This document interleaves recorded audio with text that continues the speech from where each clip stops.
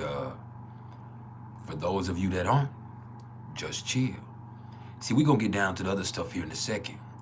But what I'm always trying to get everybody to understand is everything is vibration. So, before we do anything else,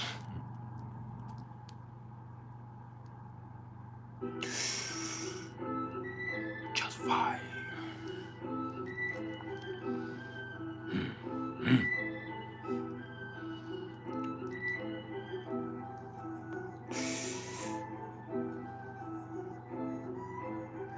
Yes, sir. Bye.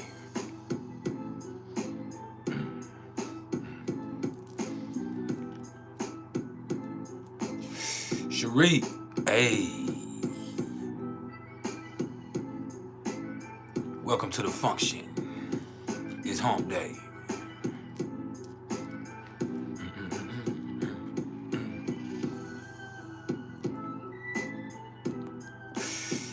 Make sure y'all hit the like button as you come in my door. And in doing so, understand, this is not about ego. Oh no, this is about algorithm. This just helps us expand the platform. That way, if you're not trying to hear what I'm trying to say, at least we can get out to the next motherfucker who is.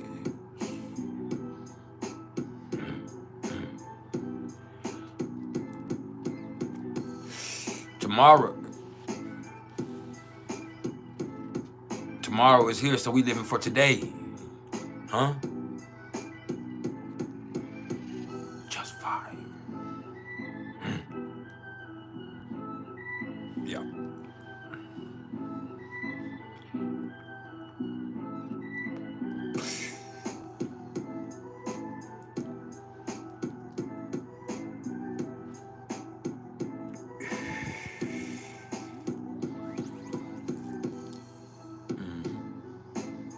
We're gonna take just a few minutes to let a few more people trickle in. And then we're gonna get down to the nitty gritty. Now, today the nitty gritty is gonna consist of us touching on the transits again, because we've had a colossal energetic shift from yesterday to today.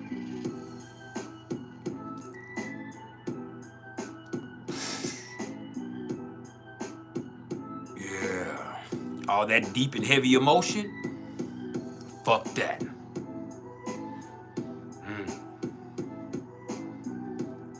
We turning the fuck up today.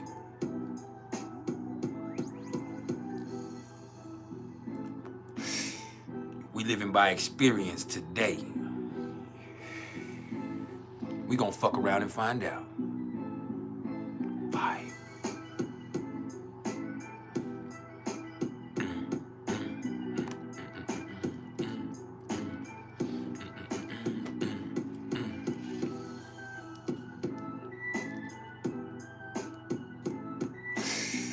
Yeah.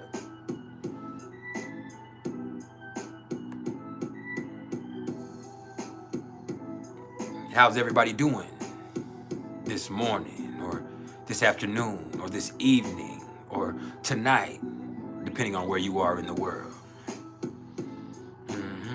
It's Sagittarius season. This is where you fuck around and find out.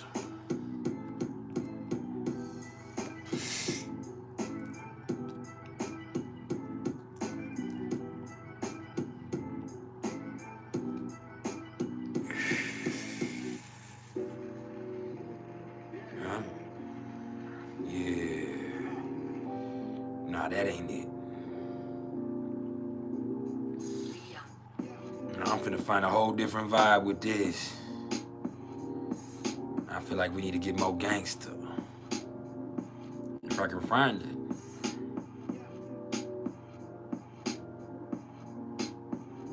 Nah, fuck this.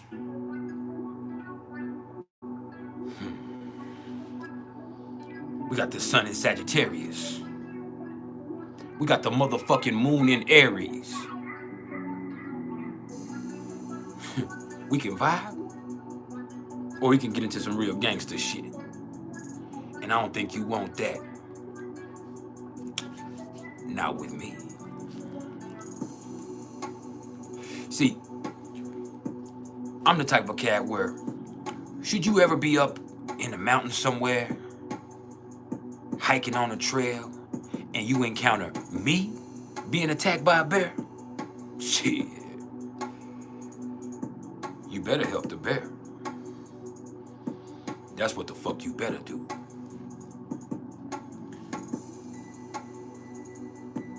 Because even if I'm scared, I'm riding. Matter of fact, when I'm scared, that's when I'm on my best shit. That's when I'm toughest. Yeah.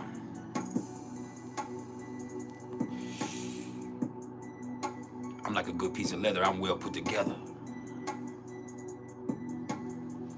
Just fine.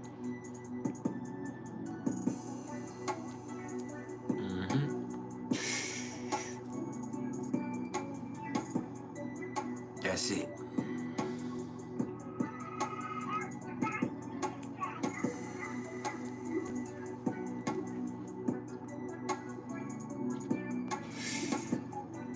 Juicy kiwi, juicy fruit. How you doing? Welcome to the function.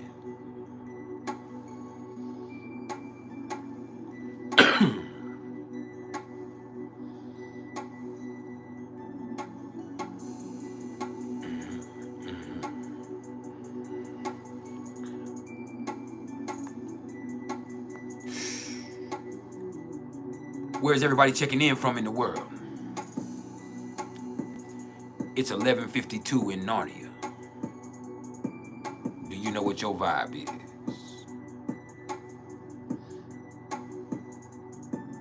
Yeah.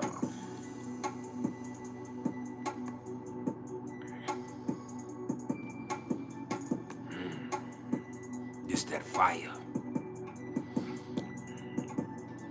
It's that fire.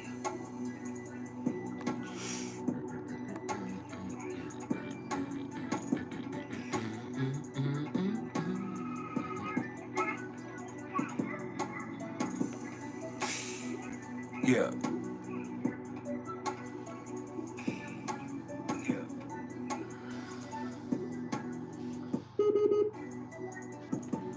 Tomorrow coming through from Holland,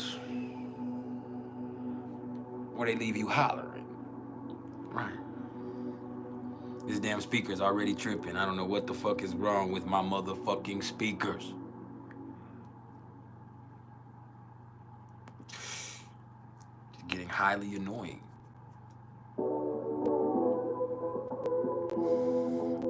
I ain't gonna waste your time. We got the moon in Aries. Fuck that. Fuck the speaker. Let's get it all the way turned up.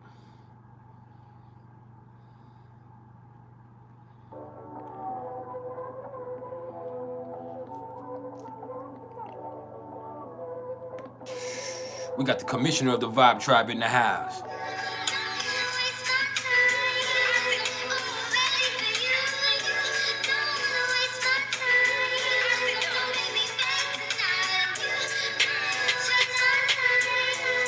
Give you all of my love.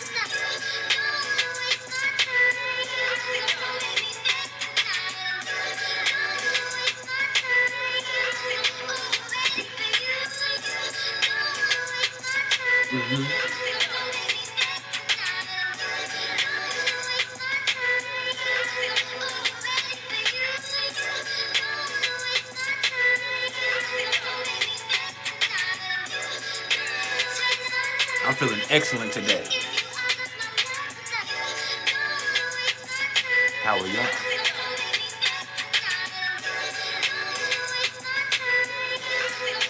Ready for you?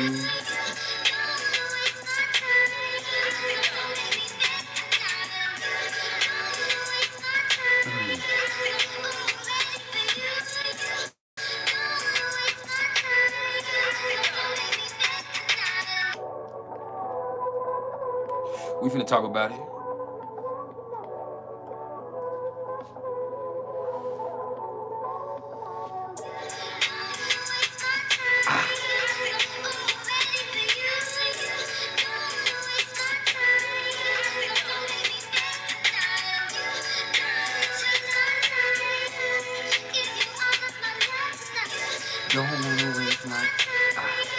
I ain't gonna waste your time. I ain't gonna keep you.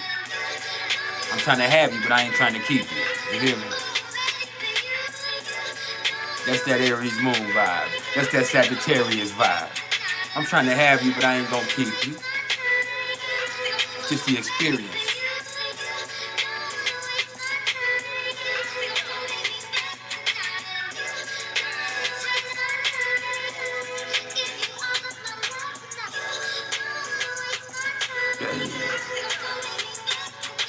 You don't wanna waste my time.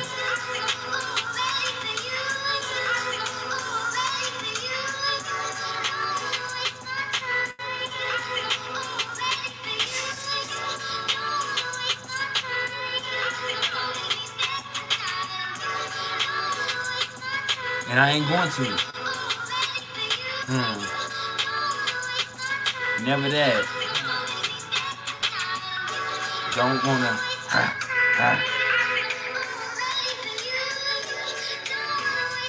One more.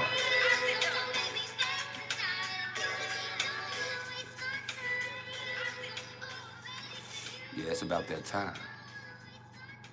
That time for you to open up your ear and let me crawl into your mind. And I'm just trying to teach you about you.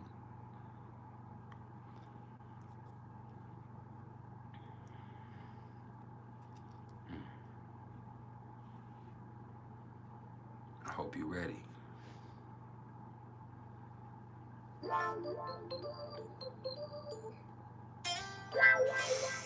Yeah. Let me turn this down.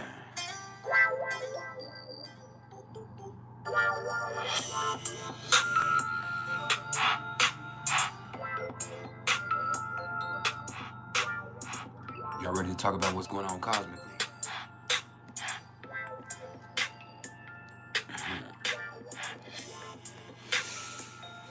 Love 12, my apprentice. What's up with it? Smile right now. Now, speaking of smiling, we have the sun sitting at 0 degrees of Sagittarius, and that is something to smile about. We've been through the abyss. Now we can experience optimism. Now we can live with exuberance. It's like, fuck it, we here now, we got to have it. All that worrying,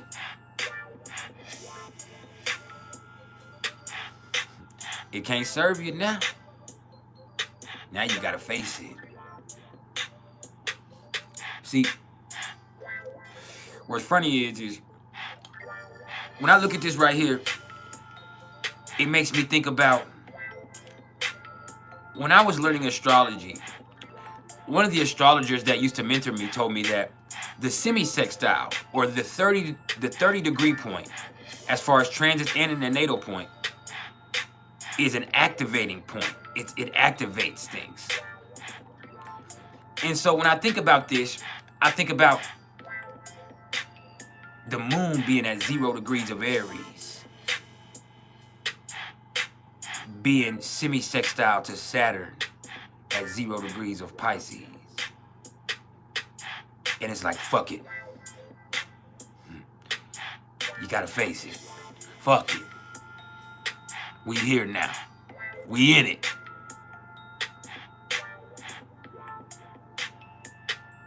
You know, you ever been in one of them scraps? And some people have never been in a scrap, but there's this point sometimes in a scrap where you might be trying to avoid a physical confrontation, and then the motherfucker done hit you. Bow! And you say, I know this motherfucker didn't just hit me. Now we got to get busy. And it's kind of like that. All that emotion, all that deep down desire, this is where it comes bursting forth. This is where it comes bursting forth.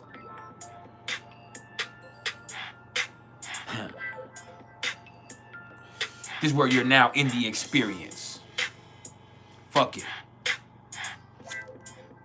fuck you scared for? You feel that fire? That's just the universe letting you know you're alive. You still here, fight. You still young. Let your passion be your expression. See, this is truth-seeking season. Like I said earlier, this is where you fuck around and find out. Who are you? What are you made of? What are you scared of? Why? See, you have to be willing to assess the big picture.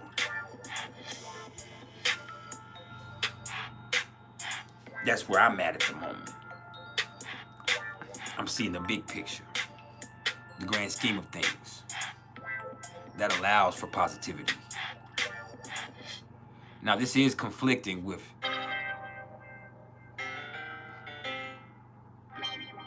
the little bullshit nature that the Black Moon Lilith in Virgo is bringing into the mix, but that's all right. See, this 0-degree Sagittarius sun is not only exactly trying to the moon right now. That means your emotions,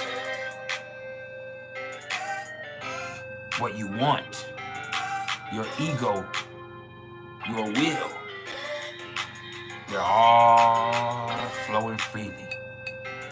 There's no conflict in between them. It's natural fire.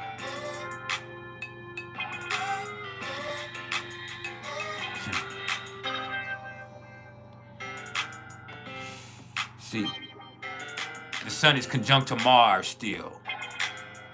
So that desire fuels this fire. That insatiable, unquenchable, relentless, ruthless desire. And people want to do a whole bunch of different things depending on the person. Some people want to do a whole bunch of different things at once. Some people might want to love you. Some people might want to kill you. Some people might want to learn you. Some people might want to feel you. Oh. This is where it gets trill. See, not only is the sun conjunct to Mars, or trine to the moon conjunct to Mars, but it's also square to Saturn, so you can't let your fears get in the way. See, usually I would say the sun square to Saturn brings a sobering reality check, but no, that's Saturn in Pisces. It's not really a sobering reality check. It's doubt. Fears getting in the way of you living freely. Being optimistic. Experiencing life. So you got to deal with that. Then it's all better, right? Then it's faith. Founded. Unfounded faith. Some people will never be able to understand that. But when faith is founded, when you realize this is why I believe, this is what I believe in, and this is why. It's a powerful experience. It's a realization, not a revelation. I don't think you hear me, though. I don't think you hear me, though.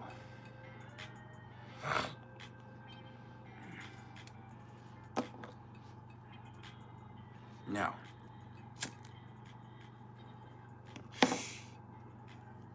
the sun is also sextile to Pluto.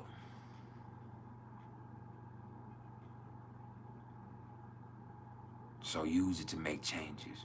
Don't get stressed, depressed. Get inspired. Find your muse.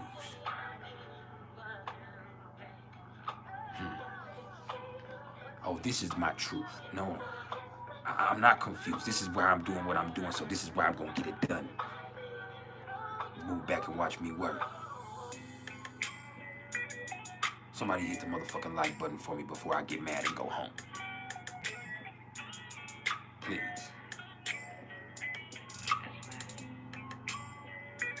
I appreciate the love on Venmo.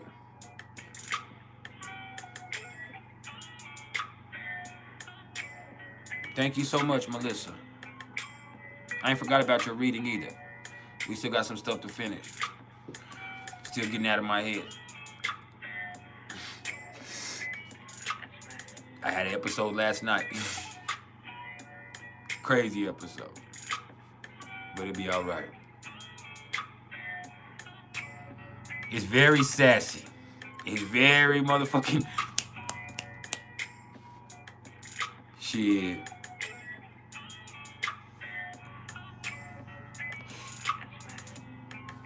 I was sitting there, I was like, man, I feel good last night. I feel good last night. And I was playing the game, and I forgot what I was letting myself enjoy myself, and then I started I felt my ribs or something, and I felt my rib was really sore. And I was like, oh shit. Like I've been telling you, I was like, oh shit, I got a sore rib, that's bone pain. First thing I did was like, oh, your fucking rib is sore. And I did a crazy ass workout the day before, push-ups and shit, but I was like, man, my rib bone is fucking sore, that's the bone. I'm fucking dying. I done got some shit. Yep. I fucking laid there and fucking shook for hours last night. Till I got up this morning and I was like, man, now it's both of them. Oh, if it's both sides, I'm all right. I thought it was just that one side. And I was like, man, this shit is crazy. And I was like, man, if it's that one side, I'm better there. But it was both sides. So it definitely comes from my workout, probably. But I don't know still. But I just freaked out. I woke up and my rib was hurting. And I was like, man, hell no. What the fuck is going on? Scared the shit out of myself. So I freaked out. It's Saturn. I blame Saturn. Still hurts, but I understand now. It'll be all right. But I freaked out for the whole night. I convinced myself I was dying for the whole night last night.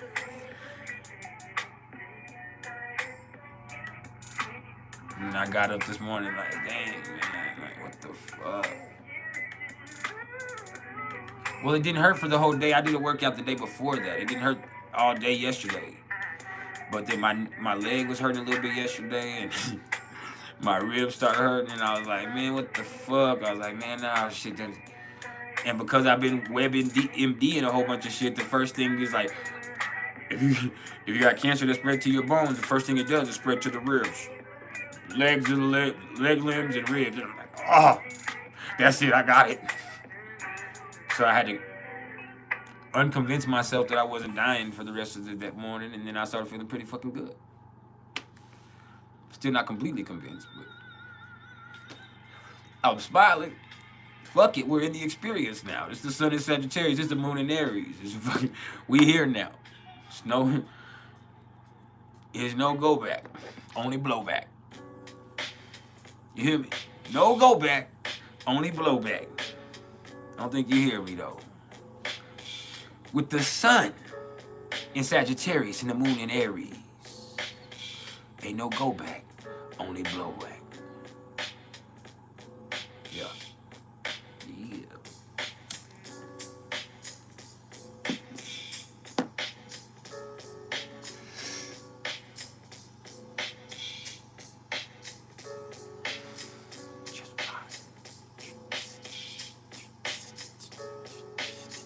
Now let's talk about the moon.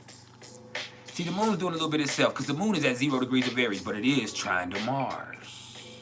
Now, once again, that's trine to Mars still in Scorpio. So the moon trine to Mars, but that scorpionic desire, that scorpionic pull. Shit. It's different. That goes beyond impulse. That goes to need.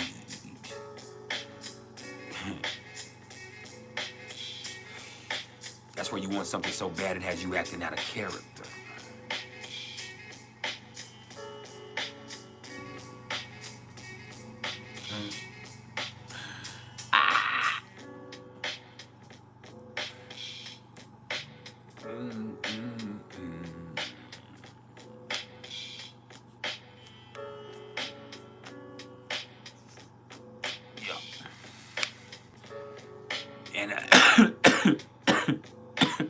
Mercury's also at Sagittarius. Mercury's at 18 degrees of Sagittarius. Now, I like that personally because my Uranus in my 3rd house is at 19 degrees of Sagittarius. So my intuition is firing like that. My brilliance is on demand. And I can tap it on command. Yeah. This is intuition. This is wisdom. This is people seeing the big picture really well. But at the same time, because of that, they be thinking they have shit figured out when they're missing out on some key details. Also, because of that, people ain't really hearing what other people are saying either. This is that know-it-all energy. Not the same as Mercury and Leo, which is arrogant in its expression. This is a little more rude. Just a little bit more rude. Yeah. Just a little.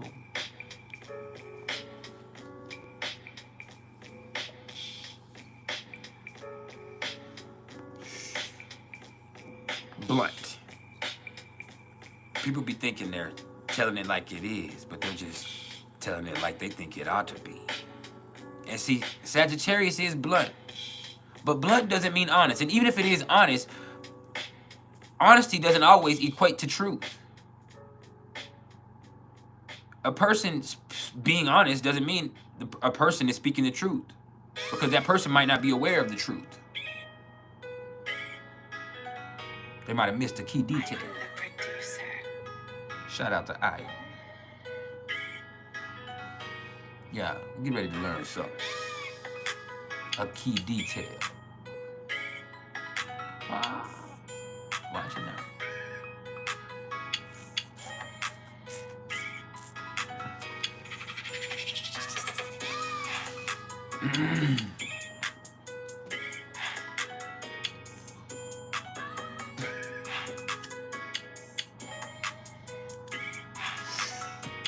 Now, Venus is sitting at 16 degrees of Libra. So Mercury and Venus are still sextile to each other. So there is some tact. All right, people ain't just talking crazy to motherfuckers recklessly.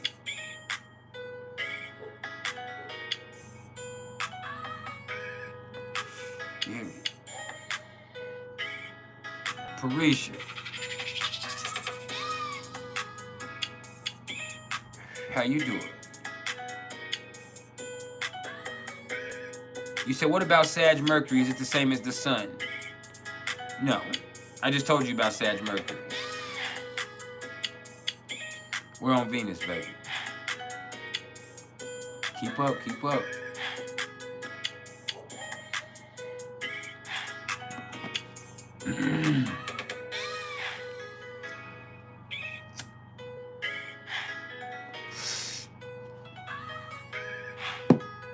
That's good.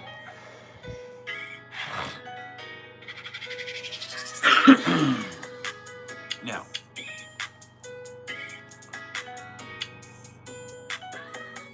it's all gravy. You gotta rewind it a little bit. With Venus at 16 degrees of Libra, once again, this brings the urge to merge. This also makes people, what's the word I'm looking for? A lot more relatable. Like, you could even feel like you belong in a partnership right now where that's usually not your thing. When you feel like, hey, you know what, I don't really want to do this alone.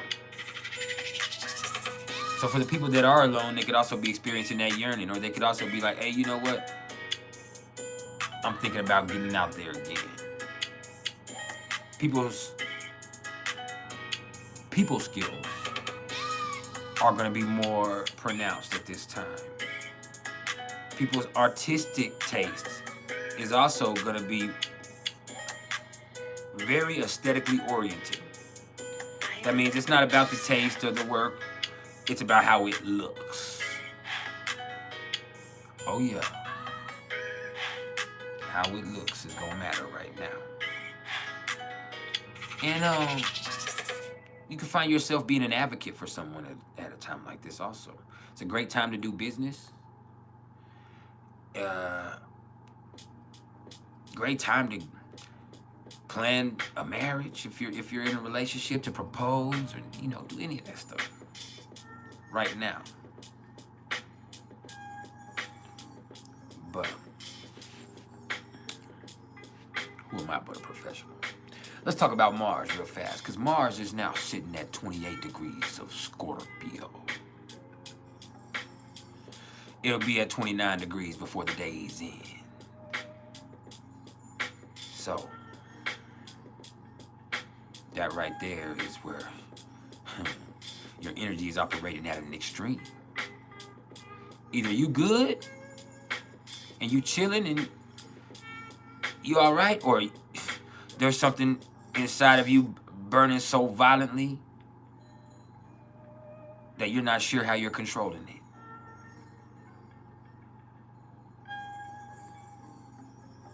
See, as I've said for the last 6 weeks, with Mars in Scorpio, this is where people's desired nature becomes insatiable. I'm talking strong.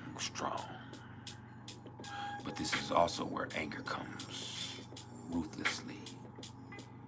This is where you will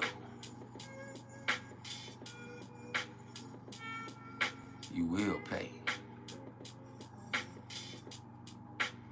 You see Cassie hit Diddy up. You see that, didn't you? We ain't gonna get into the big deal, but Cassie hit Diddy up and did not play.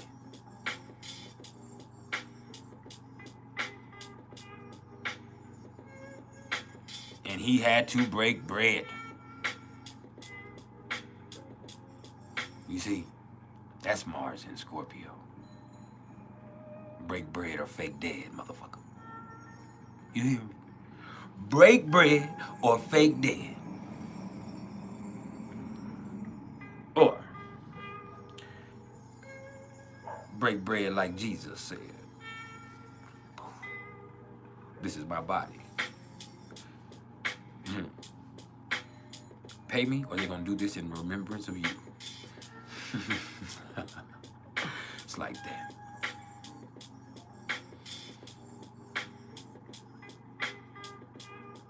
Yeah, see. The reason that people don't understand Mars in Scorpio is because Mars in Scorpio has an austere quality to it. It means it's very controlled. It can keep going for the longest of circumstances against the craziest of odds. So you might not never know what's going on underneath all of that. But there has to be something driving it. And oh, there is. It's desire. It could also be anger. And if something like anger is driving it, then that could be to your detriment. Maybe to your death. Yeah. Now, let's talk about Mars being square to Saturn and sextile to Pluto in its own right. See, Mars square to Saturn is perfectionist energy. It's perfectionist energy. But this is also going to be Sagittarius in a few days. Square to Pisces. Right now it's Mars in Scorpio. Square to Saturn in Pisces. So that also right there is confusion about what the point is. We have to figure out why we're doing it before we can do it the right way and before we're even willing to even try.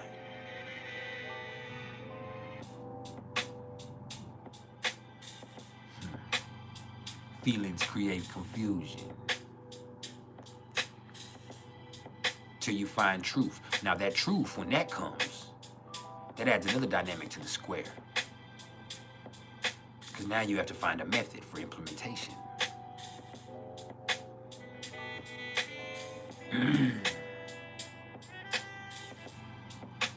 selected for implementation. Can you dig that?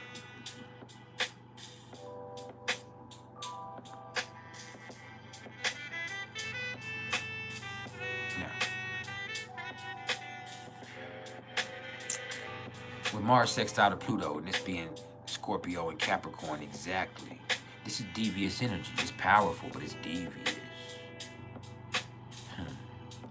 This is where something operates behind the scenes. You never know what drives a person. That's why you got to be careful when you're dealing with certain individuals.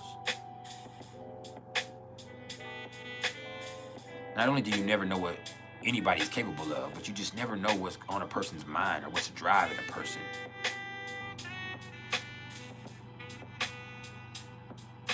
See, when you find out what's driving you, that's when you're in your most powerful expression.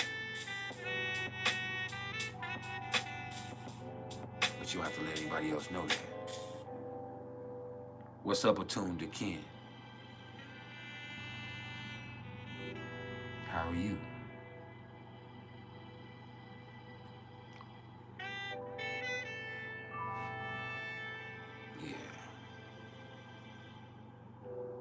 Who are you? What drives you? What are you capable of? Why?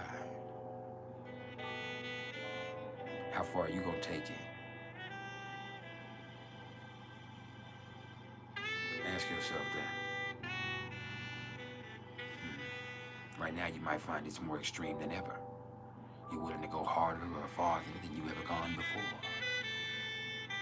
Are you ready? This Mars in Scorpio, sextile to Pluto in Capricorn.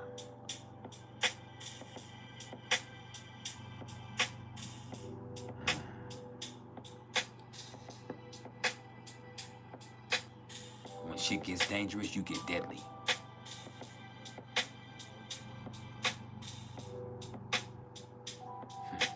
When shit gets fucked up, you become unfuckwithable.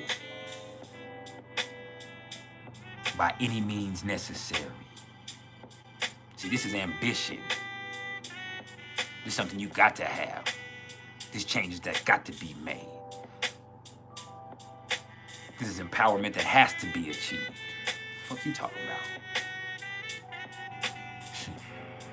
Now, Jupiter is retrograde at 7 degrees of Taurus.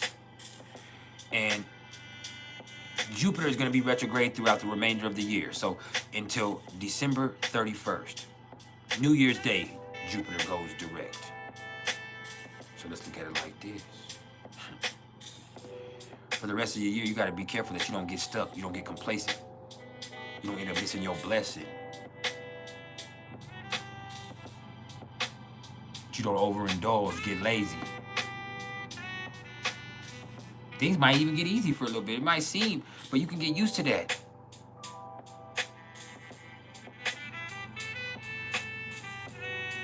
Don't do it.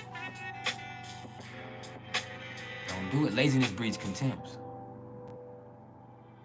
But some people won't understand that either. So let's talk about Saturn. Because Saturn sits at 0 degrees of Pisces. Direct. And we're on the go now. Saturn's moving. We'll be on that 1st degree soon. Saturn will progress all the way to 19 degrees in May or June before it will retrograde. So we're about to have a real hard run with Saturn here through the first half of that Pisces energy, those first 2 decans.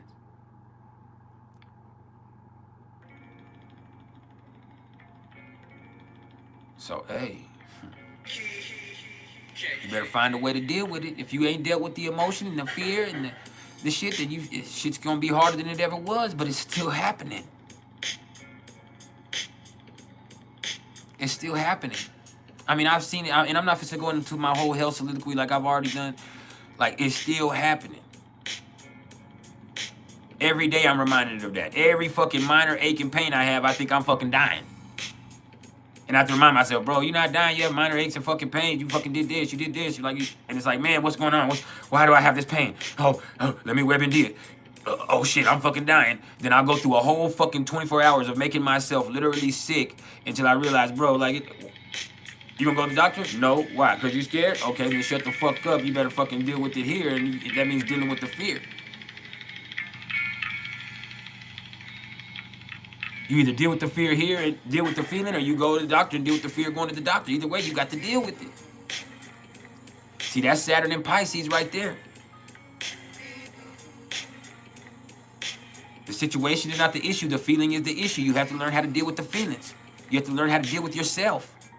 People develop this deep-seated fear of isolation with Saturn in Pisces, and that prompts them to get involved with society and with other people, both from that fear and its origin, which is a complete lack of faith in life all the way around.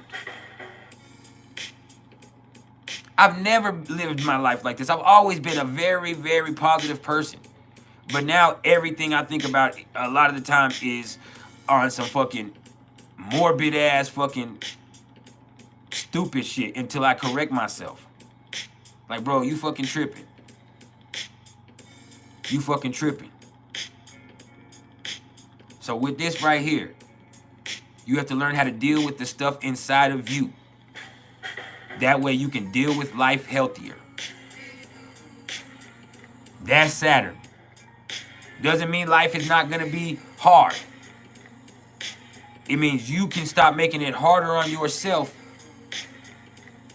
by letting fear control you, by having addictions, by having avoidance behavior,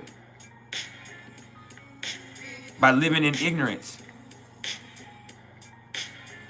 by entertaining delusions. All of that shit. Escapism in every form. All that shit ain't serving you. It's weakening you.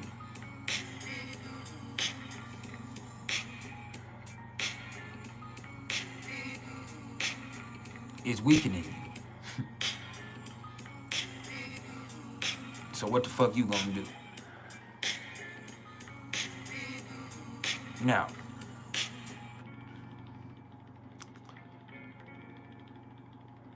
Uranus is sitting at 20 degrees of Taurus. I've said this over and over again. Not only the financial climate or the economic climate, but also the political climate, also just the way that the world works, also the way that cultures are so influential on life.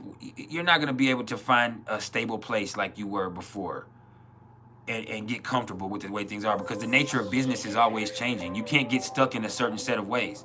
As soon as you get stuck in a certain set of ways, the shit's going to switch up completely and then you're fucked off. Like, cryptocurrency is still a thing, but like there was a while there where there was like, hey, cryptocurrency, you know, Dogecoin to the moon, Saitama coin to the motherfucking Mars. And these people are really pushing these cryptocurrencies that they were into, which didn't do anything. There was the whole thing with GameStop and with the Acorns app and all that stuff, where people came up real fast and they thought that, but as soon as people, the culture caught a hold of that, because of the way that the world is these days with social media, you can't make a profit on something without that shit tanking real fast, because as soon as everybody starts buying into it, it's not worth the same thing anymore. And so what would be a trading, you know, a trading secret now becomes something where everybody gets onto it real fast, and instead of it taking something and making it more valuable, the culture takes the value away from it. Because of the way that the pandemic happened, and there's stuff that's still being influenced by that, the nature of business changed with service industries. You can no longer eat out the same way that you used to. And a lot of it is delivery based. Hell, there's so much stuff that is delivery oriented. Like, I can order cannabis from a store and have it delivered to my motherfucking door. You hear me? Legally. I could never fathom that when I was a youngster. That's the truth. Like, If you go inside McDonald's and eat, then people look at you crazy as hell these days. I'm sure people do, and they try to, but like you don't even, there's gonna be kiosks and stuff where they don't even want Taco Bell anywhere, where they don't even want you dealing with people directly. There's also McDonald's and restaurants that don't even have people working in them. They might have a robot operator in there, but the rest of the restaurant has no human beings in it. Doesn't matter if there's a playground at the McDonald's. Just like they look at your ass crazy. Then a motherfucker if you go with McDonald's and we're trying to sit down. When we were young, that was a staple of taking children, whether you thought it was healthy food or not.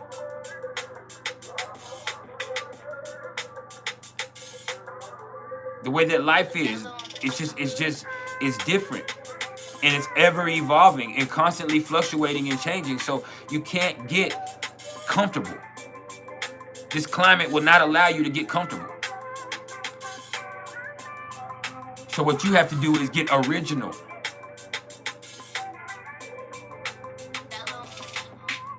Find your own unique way for you to make it in this crazy climate. Your own unique way for you to profit. So many people are. So many people are. But if you're stuck in the old way of doing things and you're stuck in any set way, you're going to be stuck, you're going to be fucked up, and everything that happens, therefore, is a devastating experience to you. So find a stable place inside of yourself for you to operate from, and then look for a unique way for you to prosper in this world. Take that from me. It's the trillest shit ever said. Now, Neptune, retrograde, 24 degrees of Pisces. This retrograde until December 4th, the 4th. 2 weeks. Really like 11 days. But look. One of y'all's on some bullshit. Y'all know I'm allergic to bullshit. Don't do that. I don't want to break out in hives or nothing. My whole fucking throat swell up. Shit, can't do that. Nah.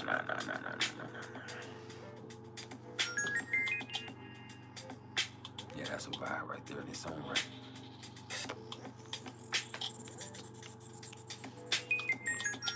But yeah, Neptune, 24 degrees of Pisces. So, look.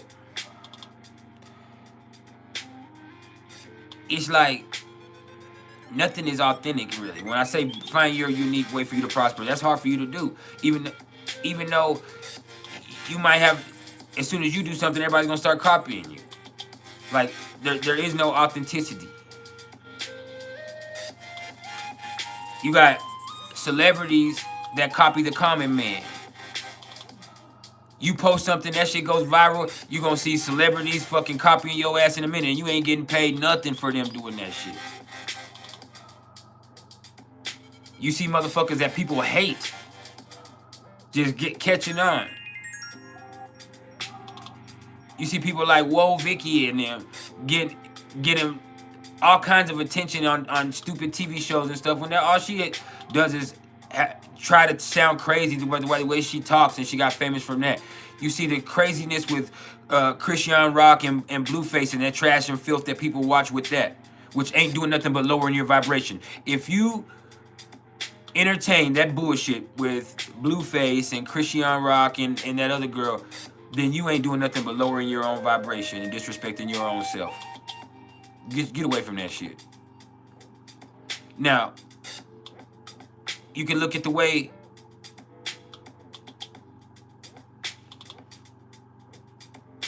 everything is a product of the culture. Everything. You could be a product of the culture. You are not even you anymore. And if you are you, there are several layers to you. Layers that weren't even existing before. You have you that walks around your house. You have you that's at your job. You have you that's on social media. And then with social media, you probably have several different personalities on social media. And when I say that, it's like, well, no, the truth is, if you've turned your stuff professional, then you also have that obligation to feel, that reality, that face you're putting on. So you're no longer a you, but you're also a brand. As soon as you put digital creator on there, or astrologist, or this or that, you have now put a whole nother label on yourself.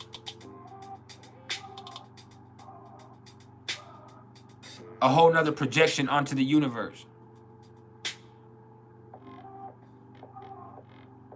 A whole nother expectation that you have to try to fulfill.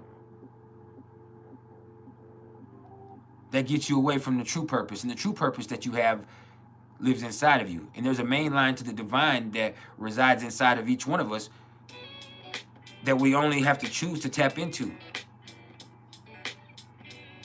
Something that tells you what you need to be doing.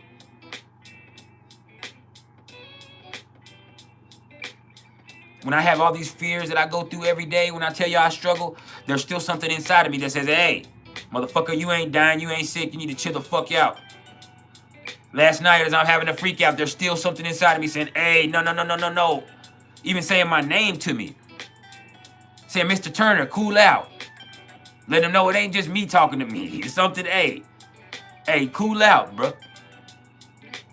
Cool the fuck out. You're making things worse for yourself. And ultimately, I do. Ultimately, I do. But I mean it, that's so hard not to do. Ultimately, I do. Now, Pluto's at 28 degrees of Capricorn. So, what this right here is stress, hard times, disenchantment, disillusionment,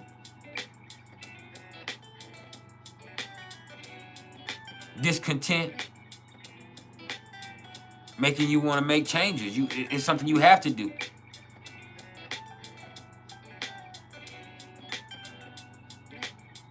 What's up, Drea? What's up, player? But yeah, you got to make changes. Or if not, changes are forced upon you.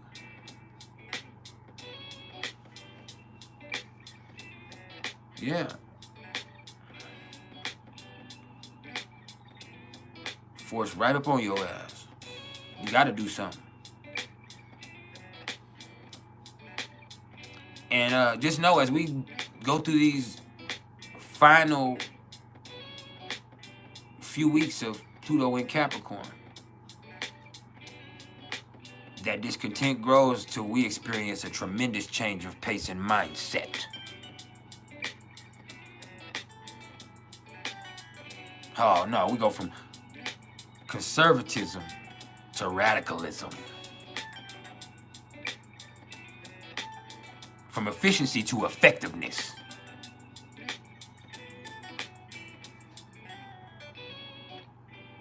Are you ready?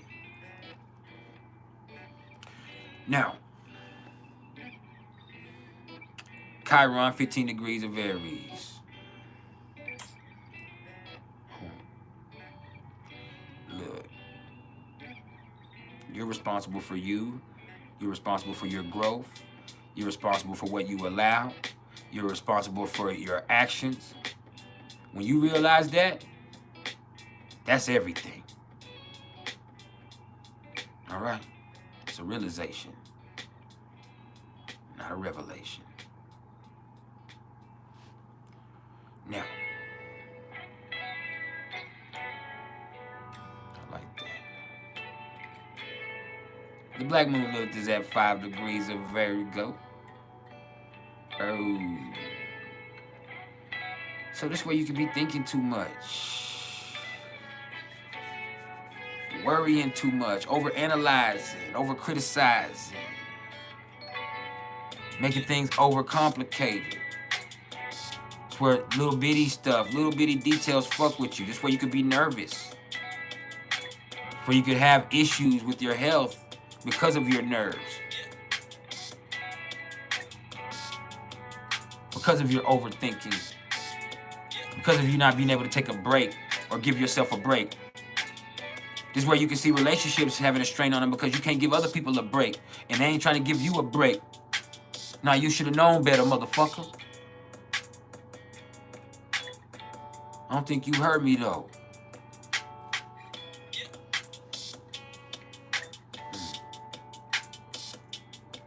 I'm on your ass like a bumper sticker. My child has perfect honor roll at Bowie Elementary. Yeah, one like that. Or perfect attendance. That's what I should have said. My bad. But yeah.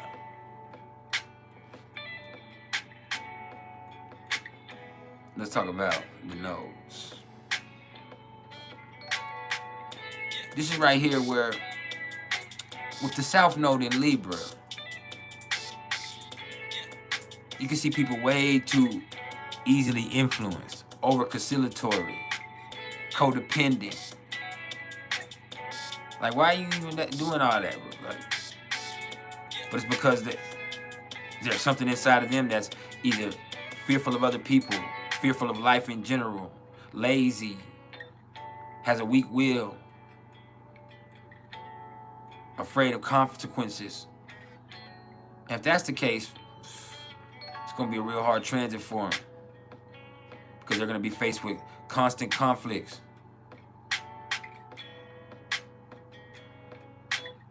It's not about conflict resolution. No. We're not trying to resolve it. We're trying to destroy it, defeat it. You gotta live assertively. You gotta live fearlessly.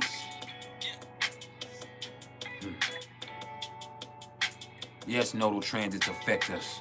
It's one of the most important things. September joy. Especially if it's an aspect in anything with you personally. It's definitely affected me. But I'm also in my nodal return still. I'm within 3 degrees of my nodal return. So, yeah. I definitely say so.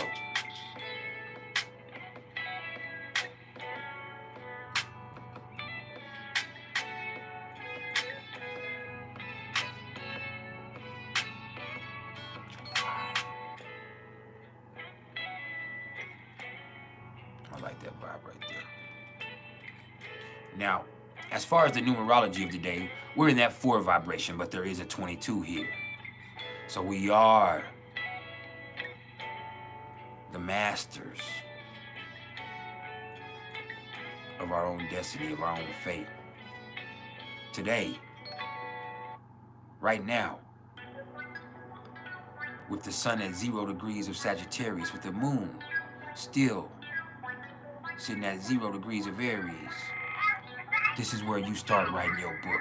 This is where you initiate legacy leaving actions. This is where you come into your highest form. But you gotta face your fears to do that. Not your fears that exist about external things in life, your fears of who you are inside. So yeah,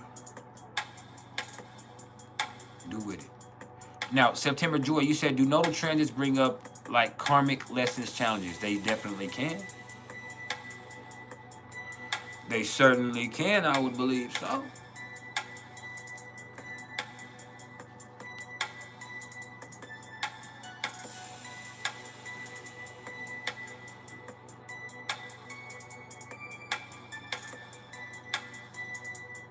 I think that's all I have to say about the transits. The floor is now open for any questions y'all may have. But please be respectful of my energy. There's only one of me, and at any time here, there could be 20 to 50 of y'all. So once I do get into my thing, if y'all do start firing questions rapid, back to back to back, understand I never skipped you or ignored you. I just missed your question. And if I missed your question, you can hit the super chat, the super sticker, super like, and I'll never miss your question. But it ain't even like that. All right? Because I'm going to get to you when I can. This love. I'm talking about agape.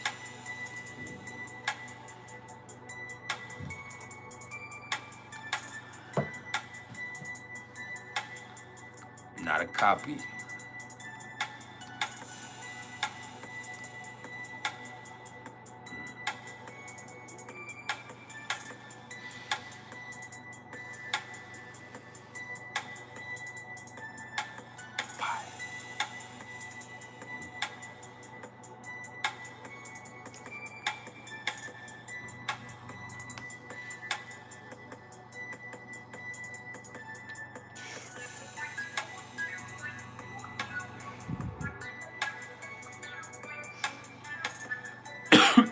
What does a Taurus sun in the 12th house ruled by Aries mean? I mean, it means that that person, first of all, a lot of people would never know how calm that person is inside and how solid they really are as a person because they're all over the place. Inside of them, they are very stable. They might seem like they're all over the place, but for them to be able to touch on so many different aspects of life and really, be as versatile as they are, they have to have a stable place within themselves that they are. So with that Taurus sun, a lot of people don't know how solid they are, how strong their mental stability is, because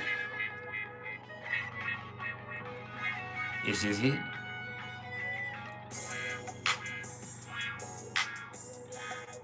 There's a method to their madness.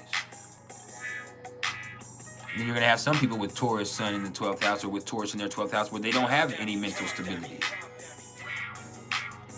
because it's in the 12th house. They have to find it. That Gemini rising can make them a little cuckoo and la cabeza.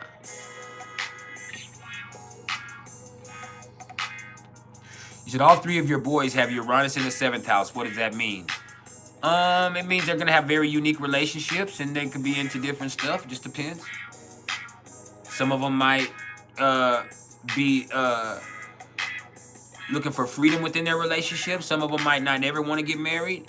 Some of them might have an unconventional sexuality. Some of them might have just very different tastes. They might not ever be the type of person who's thinking about settling down. There's a lot of stuff with that. Depends on the sign. Definitely depends on the sign.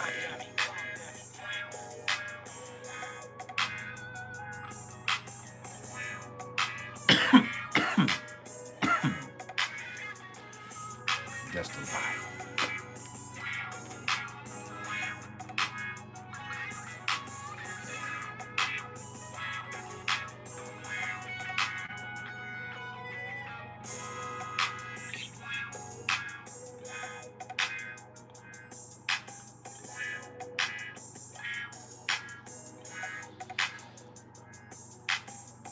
Yeah.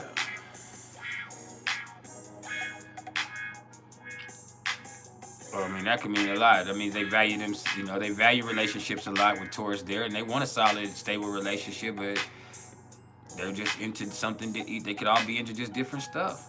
Very sensual. That's very interesting. That's very interesting. They definitely value relationships a lot, but they value their freedom like so much too. That freedom is gonna hold them in most situations. They want whatever relationship is gonna give them the most amount of freedom.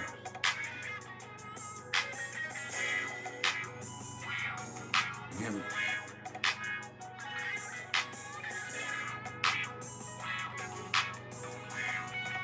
They want freedom, baby.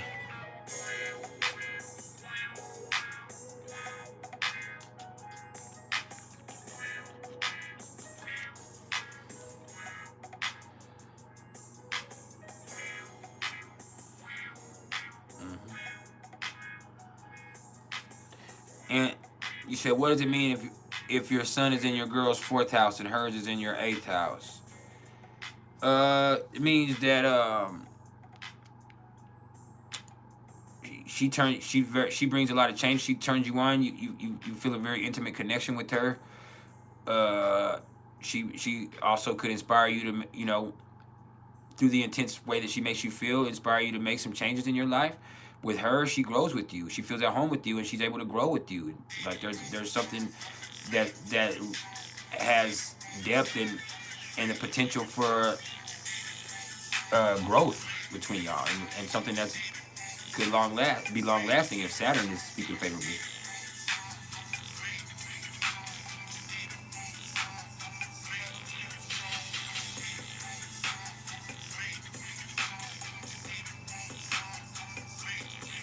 And I got the sun and the moon all forming a grand trine with my Mercury. I just realized that my Mercury is 0 degrees of Leo. So I got the sun in Sagittarius and the moon at 0 degrees of Aries hitting off. And then I got Mercury on my 3rd house, right? Conjunct Uranus. So I'm brilliant today, man. I'm fucking brilliant. I wish I would have recognized this yesterday when I was in my shit.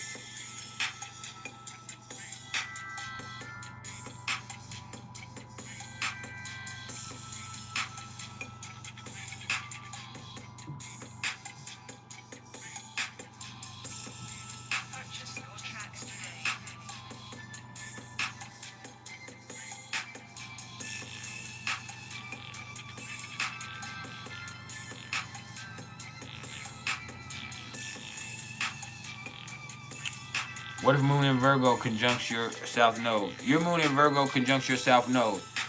Then you gotta, you know, get out of all that fucking overanalyzing and all that criticizing and all that technical stuff, and you gotta let yourself have an imagination sometimes. You learning about spirituality in this life. So this is a beautiful thing for us to be here and for you to be creative. Not just productive, creative. You have to be able to just go beyond existing and producing in life and being a productive citizen. No, you have to find your purpose and enjoy your life and find your muse.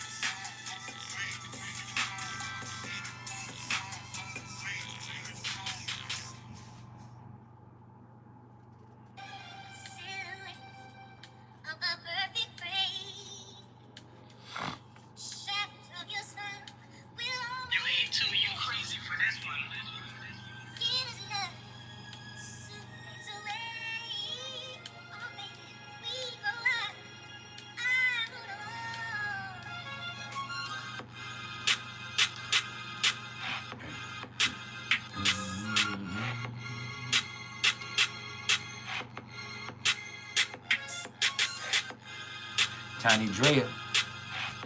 September Joy, you said, what kind of energy happens with Charliklo and Chiron in the 8th house? I have Charliklo and Chiron and the Black Moon Lilith in the 8th house. This type of energy happens. But you've probably been through a lot of crazy, intense sexual experiences. You might have went through some abuse or some inappropriate stuff when you were younger, sexually, with Chiron and Charliklo there. But that's also where you're empowered. That's also where your magic comes from. You're a master at dealing with dark energy and dealing with that intensity. You're like the one person that people can always depend on in a crisis, because you might fear a lot of things, but all of a sudden when the crisis happens, you're as calm as ever, because that's when you're at your best.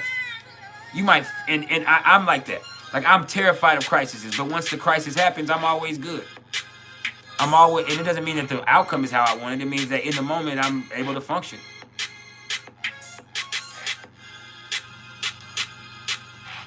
But there's also me being able to understand people's pain and understand what people go through. And I have a certain magical sexual energy to me and all that shit because I've been through it. I understand things. but doesn't always work to my favor. So Charliclo is like your dark magic. Charliclo is Chiron's wife.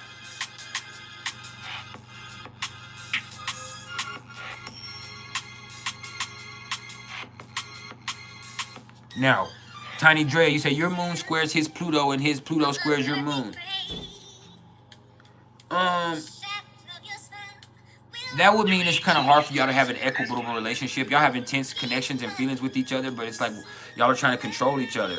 Y'all love each other so much that you don't trust each other, and a lot of times y'all are fighting for control. There's big time power struggles between y'all. There's big time blowouts sometimes. It gets dangerous even because y'all love each other so much that neither one of y'all wants to be caught invulnerable or to give up that standing ground that you have. Because you feel like you can get your sensitivity used against you, and that's you feel like that person is your weakness. They can do that. You might even said that before. Oh, this motherfucker's my weakness. This motherfucker knows they're my weakness, so I can't. You know what I mean? So that right there just causes y'all to have a very, very interesting dynamic within y'all's relationship with that. Now, oh no, September Joy was talking to somebody else. I thought she was talking to me.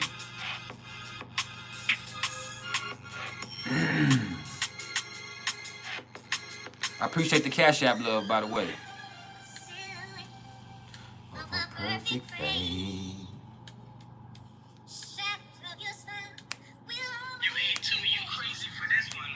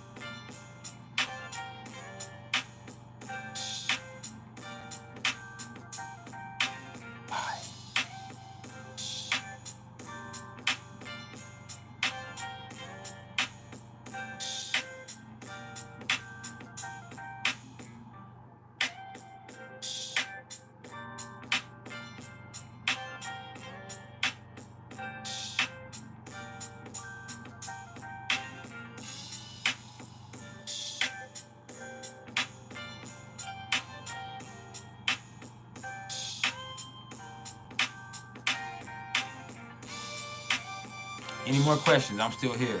Seems like everybody just dropped out all of a sudden. I'm here for another...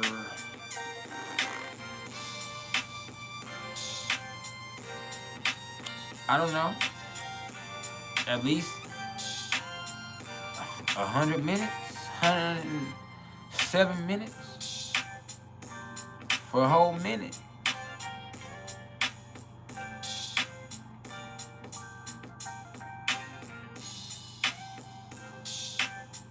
Maybe just 30. It's up to you. It could be 30 or 107.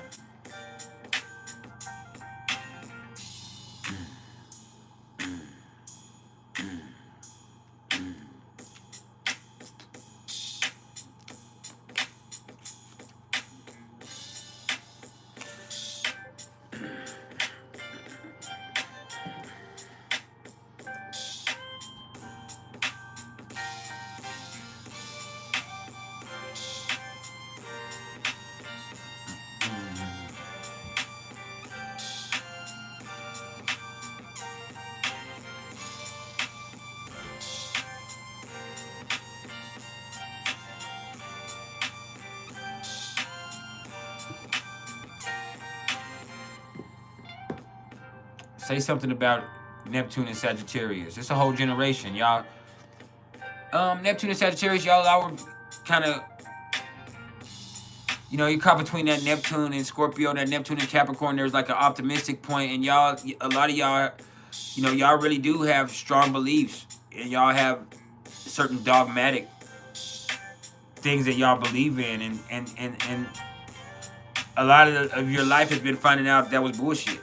whether it be religiously or whether it be about yourself. So it was just a whole bunch of generation of people that believed a certain way and they believed a certain thing, only to have that change over time or have that actually be uh, proven distrue. Now, within your first house, you're an optimistic person. Uh, you at least want to seem like you're optimistic. you want to come across as a really positive person. There's Neptune, and you want to convey the image of beauty to people. You want people to see positivity and beauty in you, and you want people to think that you know you are a certain way, but you also allow people to project certain things onto you. And so people can have some expectations of what you're going to do or who you are when you were just, fulfilling an expectation. I mean, or not even fulfilling an expectation, but you were just really mirroring a projection that they placed onto you. So you were never capable of that in the first place. But it's up to you to make sure that you separate yourself from those projections and expectations. And that means finding your truth. That's Neptune in Sagittarius. That means finding your real truth spiritually. That way, all of the other shit doesn't come onto you like that. Like, you want to be spiritual. You want to be a positive person. You want your life to inspire other people. And that's a spiritual thing for you. But a lot of the times, the stuff that you believed in was bullshit. So you've had to develop a new belief system as you've grown and matured in your life. And as you've developed this new belief system and found out your real truth, then you are inspiring. So there's a certain thing with that.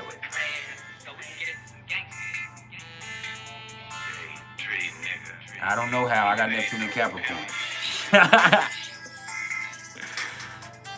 I have Neptune in Capricorn.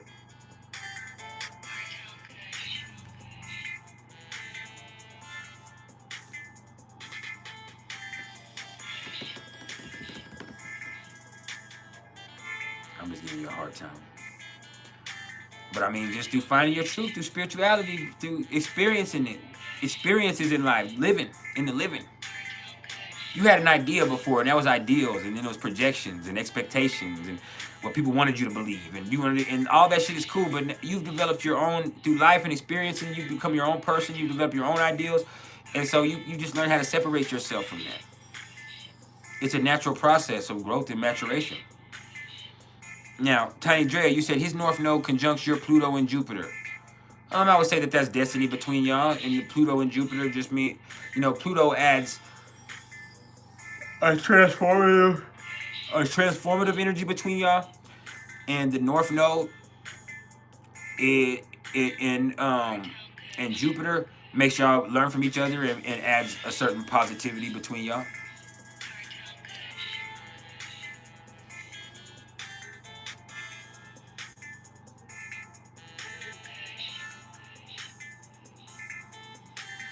That's what I see with that.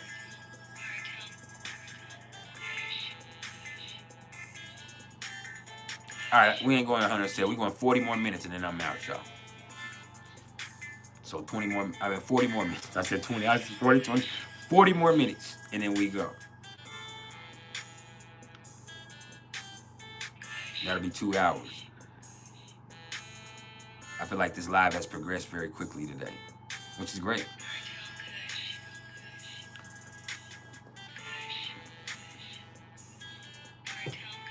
It's absolutely great.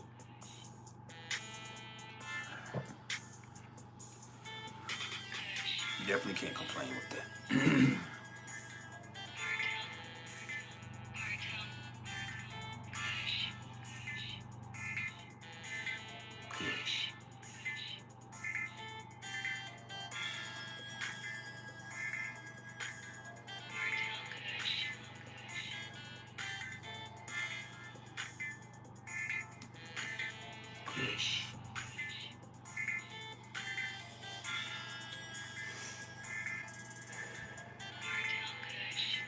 Any more questions?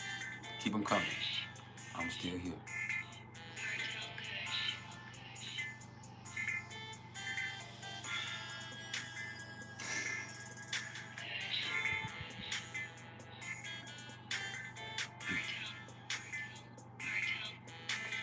Kush.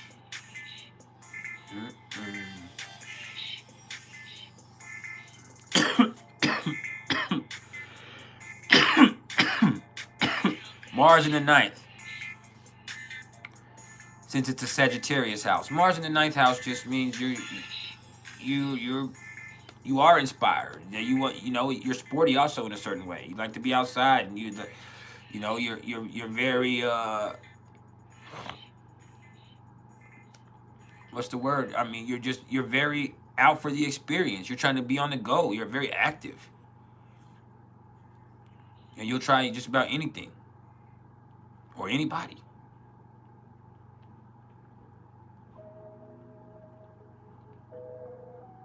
Yeah, I know you.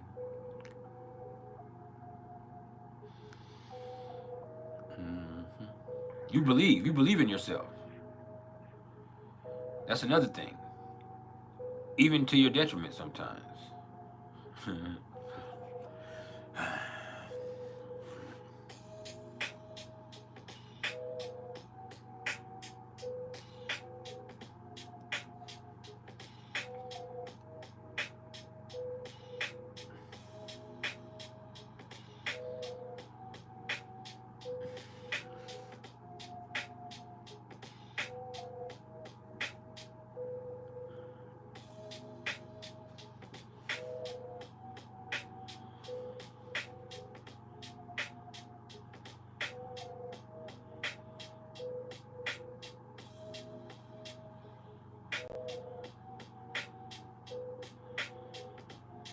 I believe it.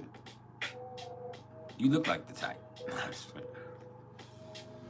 Ooh.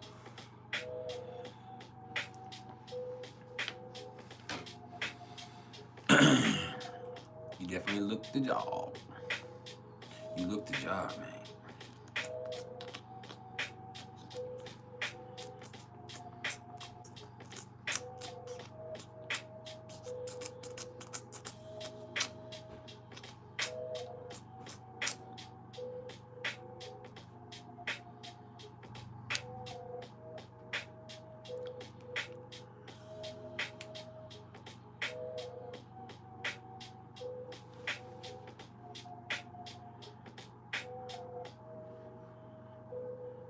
Any more questions? Keep them coming. We still here.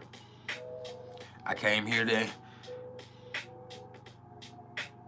offer my intuition at your service. Now, let me also say,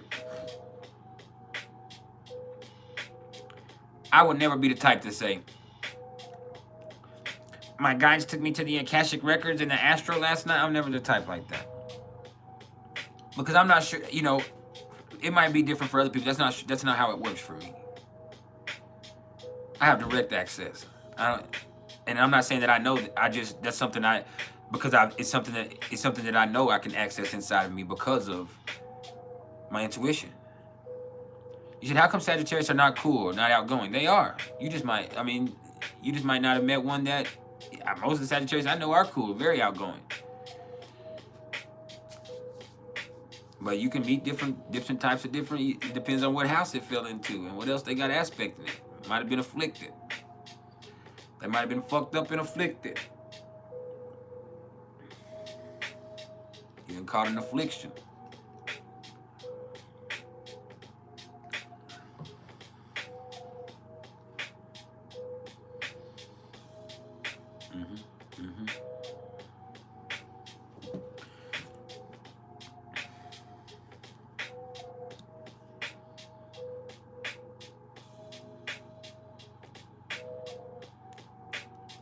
So what about a Pluto-Mars conjunction in synastry happening in your 12th and his 9th?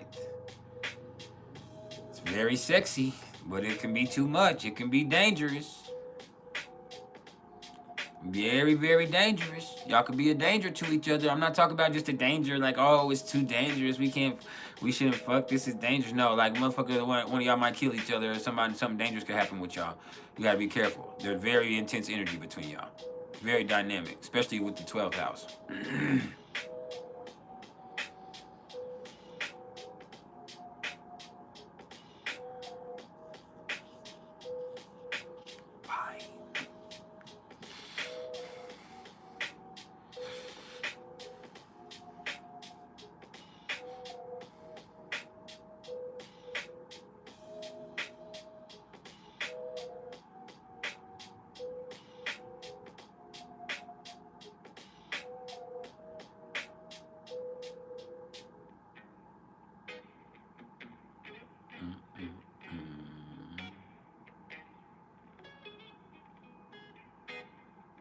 Tomorrow, you said no planets at all in the 5th house. What does that mean? Nothing.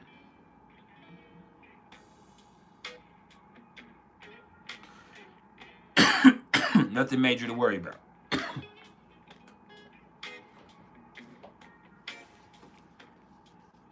What sign is ruling your 5th house? What sign rules your 5th house? That means what sign is on the cusp of your 5th house? The beginning cusp. The first part of the 5th house. Of the 5th house.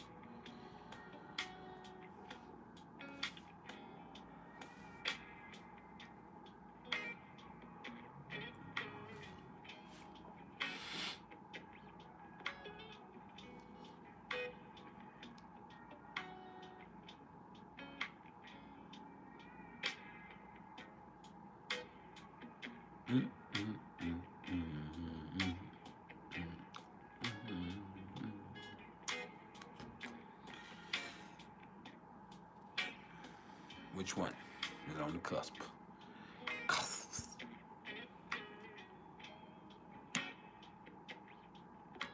That's what I need to know.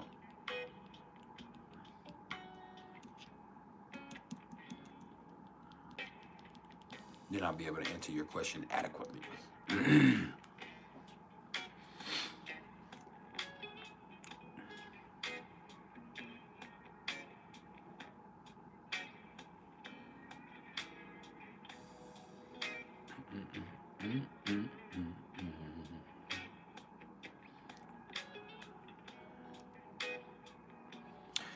Hey, speaking of which, for those of y'all that don't have YouTube Premium, do they show ads in the middle of these lives?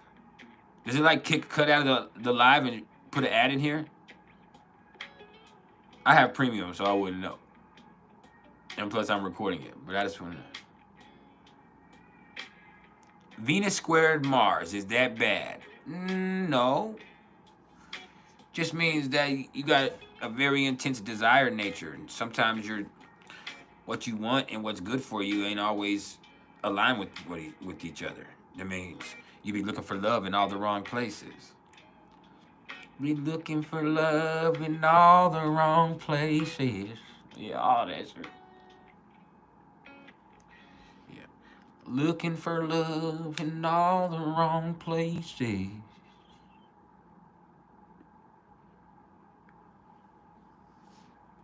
Oh, that's pretty cool. That's pretty cool. You need to get Premium. Well, Premium for YouTube costs a lot of money. It's almost $20 a month. Shit. And I pay myself because I still have to pay Premium. Even though I get paid by YouTube. YouTube sends me a check every month. Even though I get a check from YouTube every month, I still have to pay my Premium subscription to YouTube every month. I feel like I should get that taken out. I pay myself.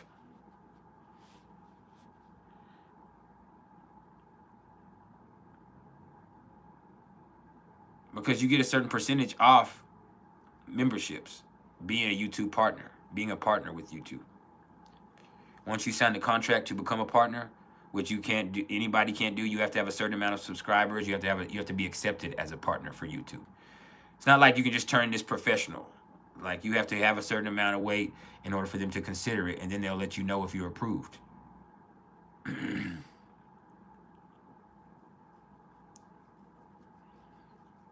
But yeah, it's a motherfucker. And then they want you to pay for their subscription and pay me for a membership too, which is crazy in its own right.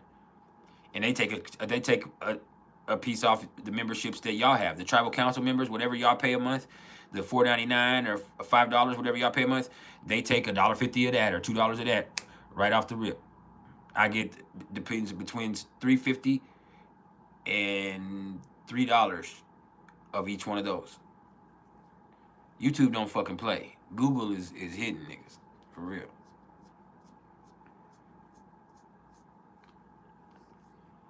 And then when you think about the people who have had like $2,000, $3,000 donated in each one of their lives, which that happens all the time. I've seen it. With Shannon Sharp and Chad Ochocinco Johnson, when they're doing their thing at night, and they're going live talking about the football games, and they're already millionaires. They get probably $2,000, $3,000, $4,000 donated super chats every night. Boom, boom, boom, boom. It's a trip.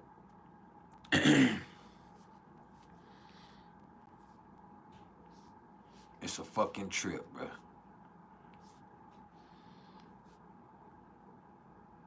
But you'll be all right.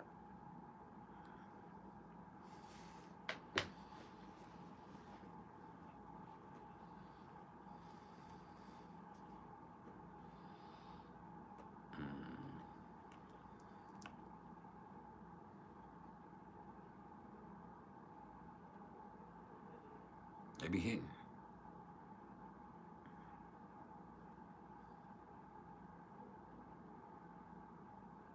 Tomorrow, you ain't gonna tell me what planet rules your, what sign rules your 5th house?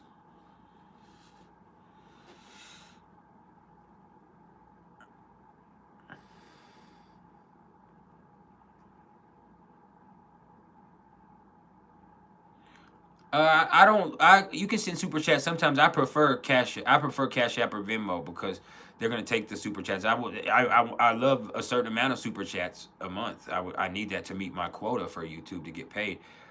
But I would prefer my money come to me.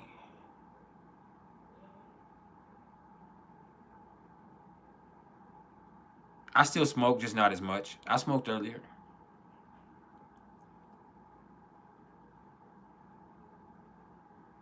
I haven't been feeling good. Scared. I stopped smoking blunts. I'm not fucking around. Shit, I get scared. It's over with. But I mean, I smoke a little bit, and I ain't got a lot, so I'm trying to manage. I have another joint over there I want to light up real bad, but I can control myself.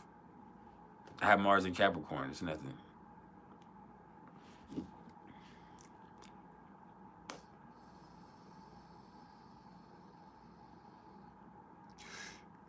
Yes, you do.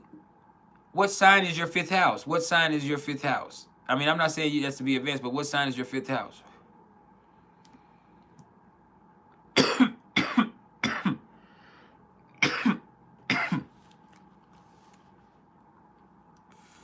Yeah.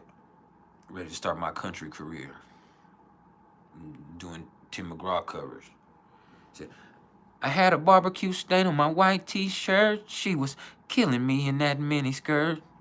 Skipping rocks on the river by the railroad tracks. She had a suntan line and red lipstick. I worked so hard for that first kiss, and a heart don't forget. Let me let me stop playing. It's Aries. Oh, so you don't need nothing there. You fun. You bring the party. You start the party. You don't need no planets there. With Aries there, look where Mars is in your chart. See what Mars is doing. But look what Mars is doing. And Mars will hit you. Yeah, I'm a man of many talents. I can't, you know what I'm saying? I was thinking about starting my country career. But I only sing the oldies.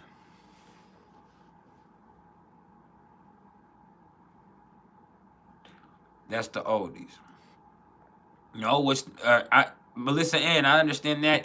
That contributes, but what makes me think I'm sick is the pain.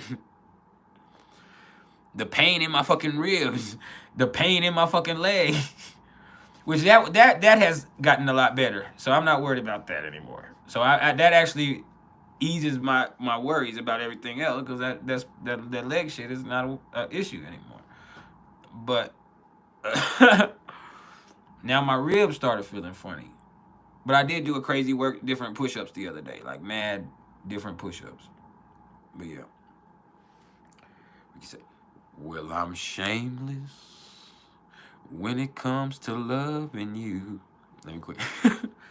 I'll do anything you want me to. I'll do anything at all.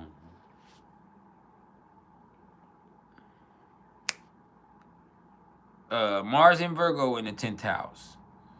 Oh, there goes that bullshit. I'm just like, you work.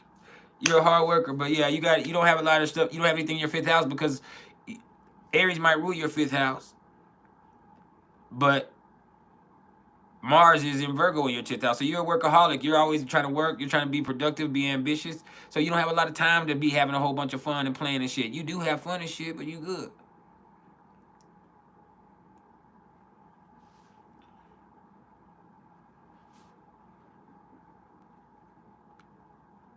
I mean, chances are, you are absolutely right, because it's on both sides. Chances are I might work out, but I'm dealing with it.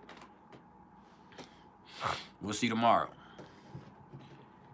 I also freak myself out anticipating the transits. See, like I got Saturn, I got the sun coming to a conjunction with my Saturn this weekend. And then it'll come square to my moon. So it's like, ah, damn. So I start thinking like, shit, like, damn, sun square to my fucking sun being conjunct to my Saturn might be the day that I feel real bad that I'm gonna have to take my ass to the motherfucking doctor, which I'm terrified to do. And I really don't need to because I can't afford shit.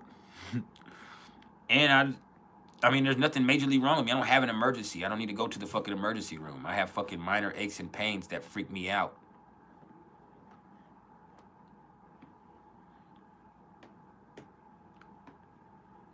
I'm 37 years old and my body don't react the same and I don't know how to take it.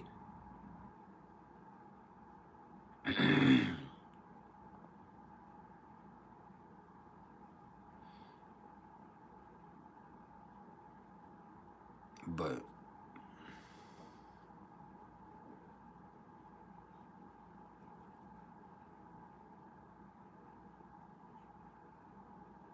I bet you do. September joy. I can hit it. I can hit it.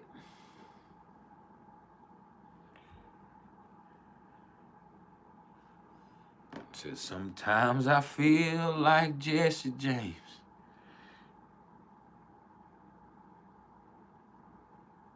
Let me quit. That's my song, Troubadour. Knowing nothing's gonna change what I am. I was a young troubadour when I wrote it on the song. I'll be an old troubadour when I'm gone. That's my song. That's my fucking song. I cry every time I hear that motherfucker. Remind you, you still think you the shit. You an old man now, man, but you still got it in you. You still a rascal. I'm a troubadour. Do y'all know what a troubadour really is? A lot of people don't know what a troubadour is. Have any of y'all ever watched The Bard? I mean, The Witcher. We could do your reading next week sometime. I don't know what day for sure. I don't know. But like you said, next week I'll text you or whatever. We'll figure it out. But I got you. I got you for sure. For sure. For sure. Melissa. That's right. A traveling musician, but the troubadour would take the news, just like anything. He'd tell the stories, the legends. So that's what the troubadour was, a troubadour. But they would also, you know, like the bard from The Witcher. The troubadours would go from town to town and they would serenade the women and they would sing and they would tell of the tales and they would tell the stories and they would just go and they were an entertainer. But they also brought the legends and the news of the legend of the towns they had been in before and of the people they knew and the things they had experienced. But yeah, a troubadour. But also like a player though. That's also like a troubadour. It's not just like a bard, because a bard is specifically singing the legends and the news. But a troubadour is a true entertainer, a musician, a troubadour. Yeah, when he pulls up, like he sets it off. Like, oh shit, there's a troubadour coming. It's a troubadour. You know what I'm saying? I'm a troubadour. Like that. I bring a whole fucking show to you. Singing, comedy, knowledge, news, love, crybaby shit, worrying, intimacy, all that shit.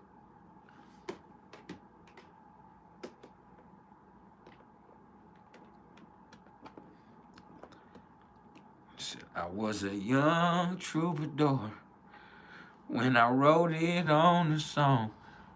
I'll be an old troubadour when I'm gone. Yeah, yeah.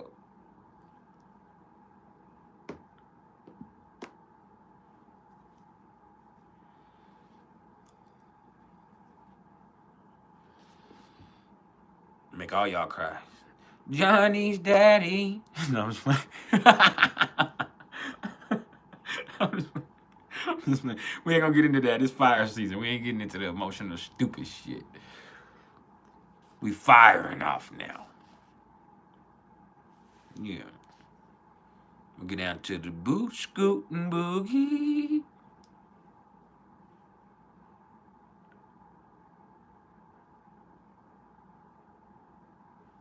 Yeah.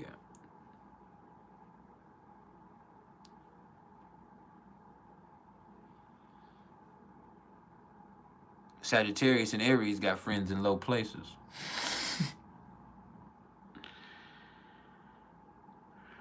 Yeah. All the classics. I only sing the classics. I don't sing this new shit. That shit ain't country music.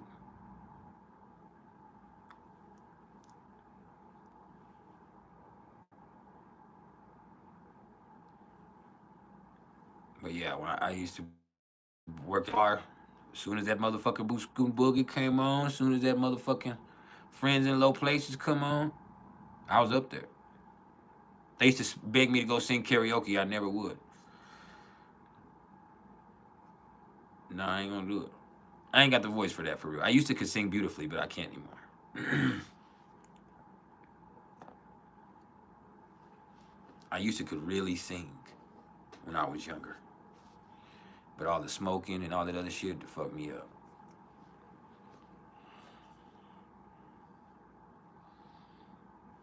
So, yep.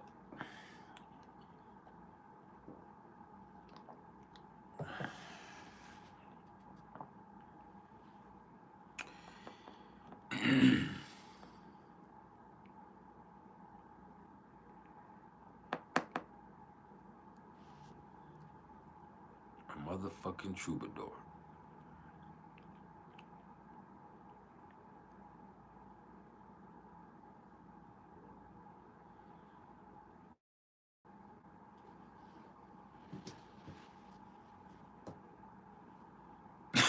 Joey said, no, McGraw, it's too heavy. I ain't gonna sing Don't Take the Girl. I won't sing it. You want me to sing honky tonk, but donker don't, all that shit? Nah.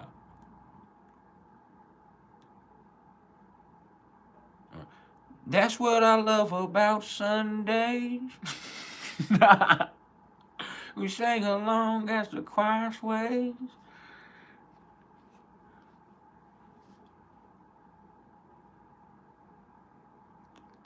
I used to be in prison with all of the gangsters. I'd be in there singing that country shit. It's like, bro, you gotta put, hey, bro, you can't be doing that shit over here, bro. Nah, man, take that shit over there with the white boys. I'd be in there singing it like a motherfucker.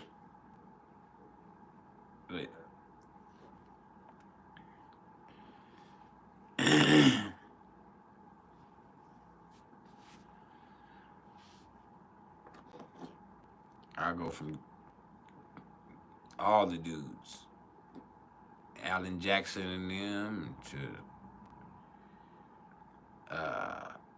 Brooks and Dunn, to Gart, to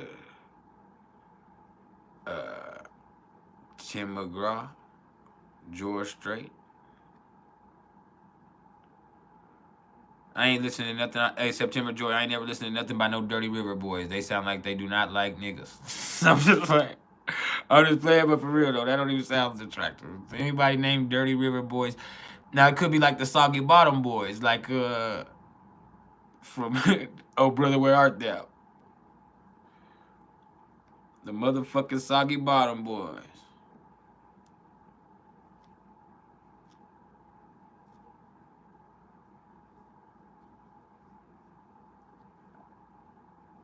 Rambling Man.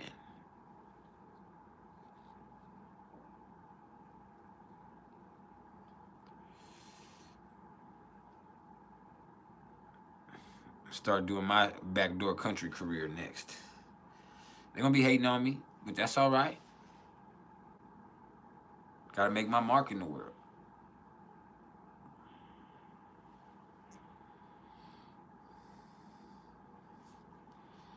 Never show my voice, my face. Only sing country songs, write country songs, and never let nobody know what I look like or how I just only sing and put the songs out.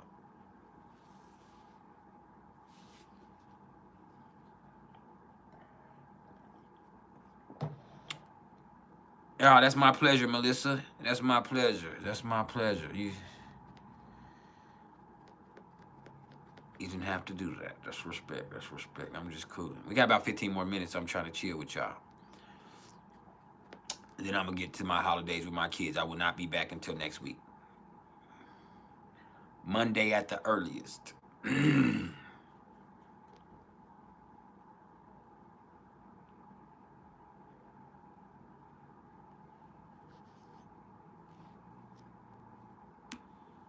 But I was feeling lovely today, other than my ribs or whatever. So I wanted to bring y'all some holiday cheer, give y'all something priceless to be thankful for. Because I'm thankful for y'all. Y'all's presence in my life is priceless in its own right.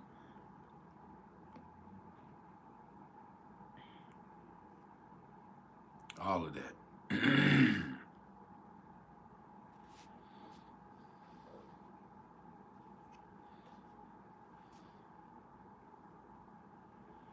Venus in Scorpio in the 12th house. You be having secret shit going on. You a secret freak. You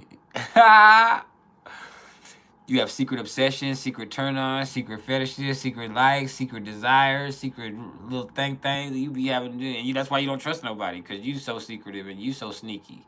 Oh, Melissa. You be having liaisons. Liaisons. Oh, we need to finish your reading. But yeah, or whoever that is. Maybe it's not you. Whoever that is got some sneaky, freaky shit going on. Sneaky, freaky shit. Venus in Scorpio in the 12th house makes for a mistrustful motherfucker. They don't trust nobody because they be on some sneaky, freaky shit. They have to learn how to control their sexual nature without repressing it.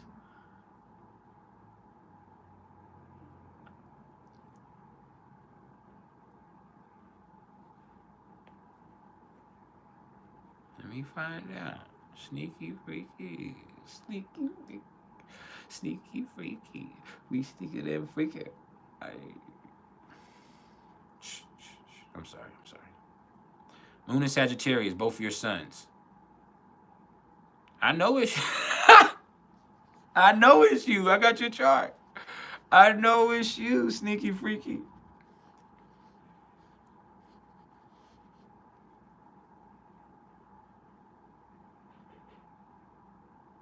You have what's for public consumption, and then you have what you really want. You sneaky freaky. Better stop playing. You sneaky and freaky. Now, Moon's in Sagittarius for both your sons. They're athletic people. A lot of Sagittarius moons I know are like athletes. They want to play outside. They athletes. They believe in themselves, but I would mostly that's the first thing I see with Moon and Sagittarius, athletes. I could give you a whole bunch of things about seeking the truth and being. They can be rebellious a little bit too, but they're athletes, or they at least want to play outside. They're outside people. They learn a lot through experience. They're hard-headed, very hard-headed. They learn everything the hard way. They ain't gonna listen to what you tell them. They're gonna learn the hard way. But they can also be very sporty. One of my favorite guys, Dak Prescott, Sagittarius moon. Mike Tyson, Sagittarius moon. Justin Timberlake, Sagittarius moon.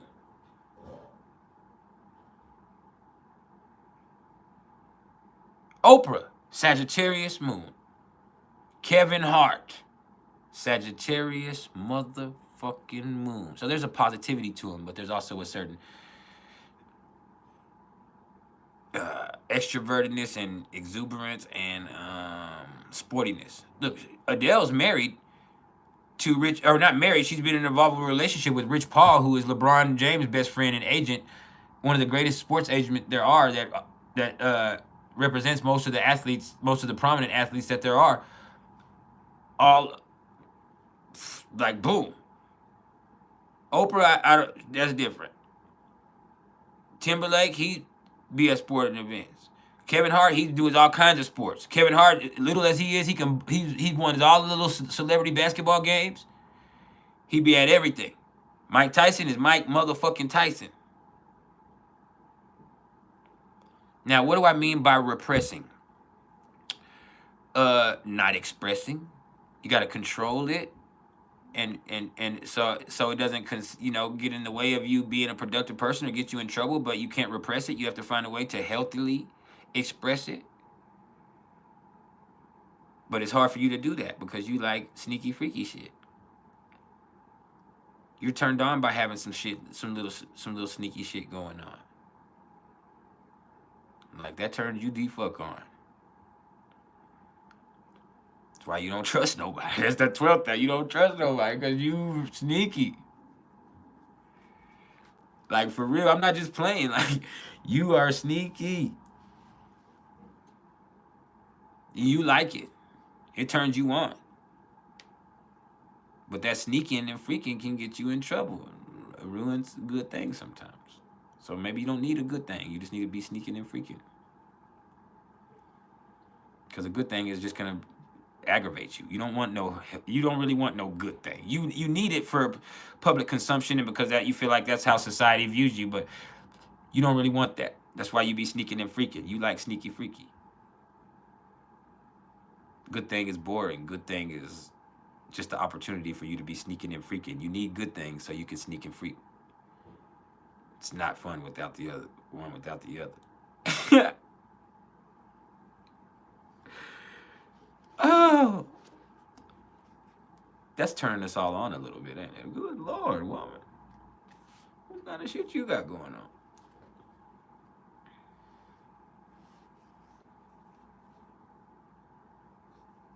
You sneaking and freaking. No, that's not normal. It's normal for, yes, it's normal. I don't know why I would say it's not. It's normal for y'all, for you. But yeah, like you like it's part of it's a big part of the game. Like it's a part of the game. You need some regular shit to where you can sneak you need some to where you can have some sneaky shit. Like and not with that. So you need like it's not fun one without the other. Like you need somebody to be abusing. You need somebody to be doing dirty. You need some sucker to be motherfucking sneaking and freaking and they paying and waiting. Yeah, I know you.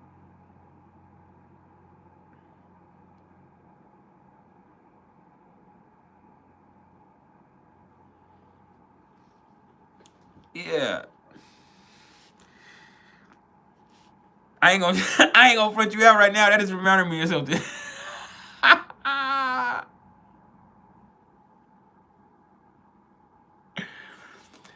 See, what you have to have with sneaky and freaky is geeky. With Venus and Scorpio, and you ain't really attracted to geeky, but there's geeky. Geeky is what looks good, in the forefront. So you got geeky, so you could be sneaky and freaky with sneaky and freaky. Or you got some sneaky freaky shit going on with geeky where y'all doing some real crazy, sneaky, freaky, nasty ass shit. It could also be that. I just drawn it. Like y'all could be doing some real motherfucking throws, motherfucking.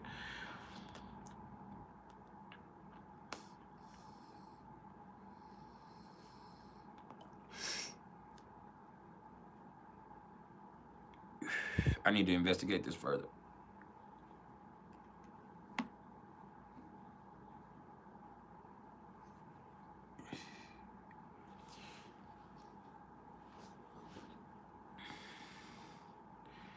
We might have to do a case study. Don't do it. Don't do it. Is this a juicy cartridge? It's a cartridge. I don't know about juicy. It says an MH on there. I don't think it's juicy. Or you mean the flavor is juicy? It doesn't have a good flavor to it. I don't really like the cartridges.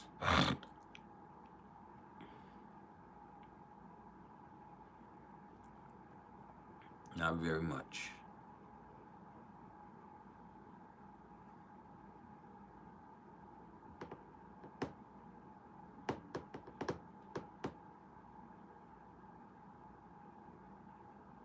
I'm not risking nothing. I'm playing. But she sneaking and freaking. I don't risk nothing.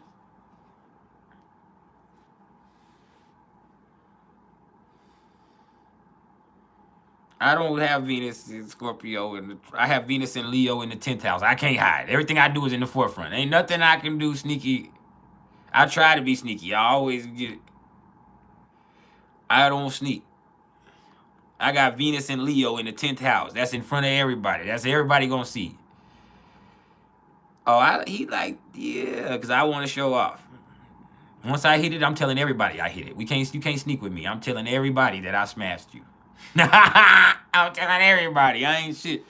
Like, yeah, her. I can't keep no secret. I got Black Moon, Lilith, and Gemini in the 8th house. No, I'm just playing. I'm just playing. I'm just playing. Yeah, I can keep a secret. We can be secret. No. Y'all gonna get me in trouble. Y'all know that. Baby, you know I'm playing, right? She right over there.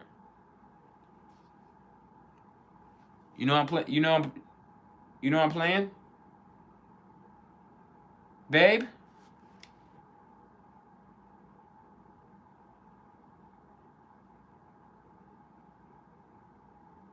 Is that my shirt you cutting up? No, I'm just playing off of it up. Don't get too bent out of shape. That'll be all right. We having a good time here. I know. You have Uranus in the 1st house and Scorpio too. I know. You ready to risk it up?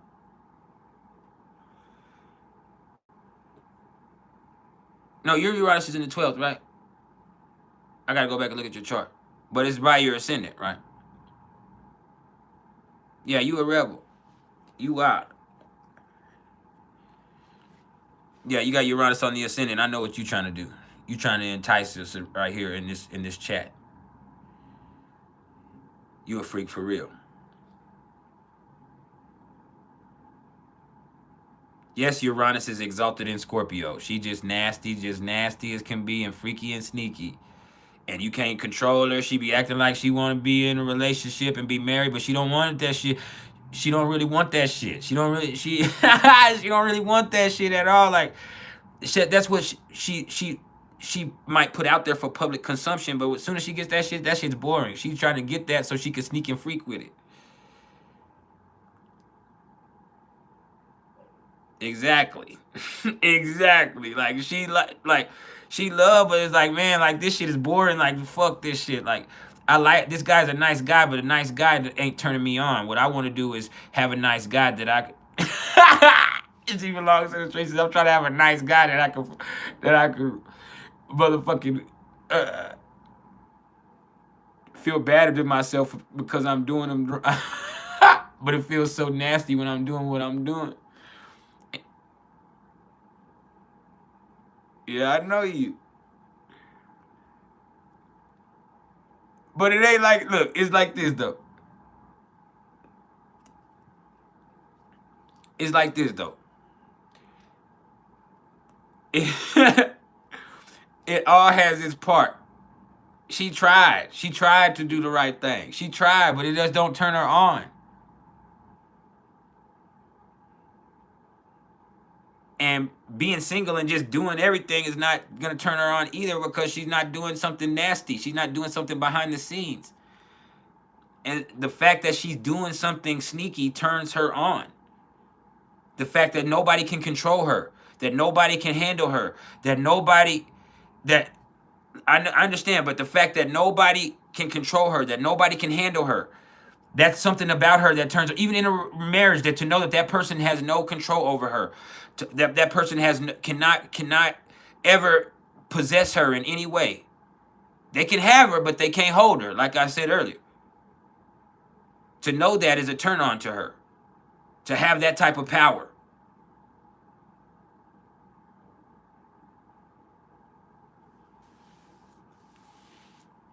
And plus, y'all act like y'all airing her out. She said, no, she's older now, but she's still sneaky and freaky. Because I seen geeky. Look, money turns her on, but I see you sneaky freaky too. You ready to take a trip? You ready to take a trip? Hey, meet me. That's what you trying to do, take a trip, get bent over that motherfucking balcony.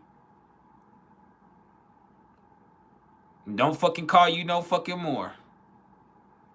Cause you got a man.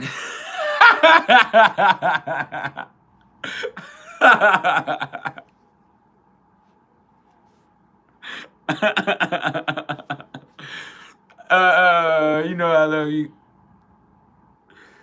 But yeah, that's what you try to do, is take a trip. Exactly. I already know. I knew that once I got it all in the grasp, so I could feel it. You trying to take a trip? You trying to have one of them hot ass experiences? You trying to fucking, but fucking don't fucking contact you after that. You'll contact them. Don't fucking contact you. Don't fucking call me. I'll fucking call you. Like that control. Don't fucking, you like one of them people. Don't fucking call me. I'll fucking call you. Cause I got a fucking man.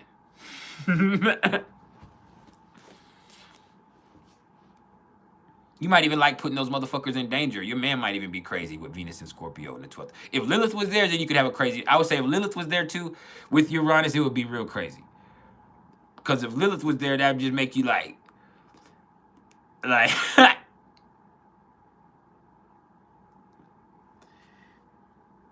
appreciate the love. I appreciate the love.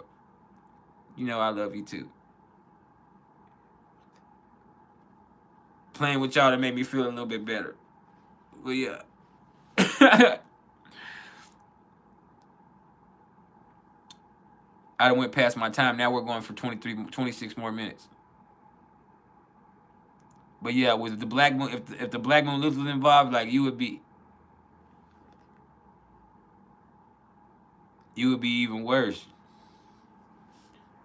But yeah, I know now. I'm gonna leave you alone now. Melissa.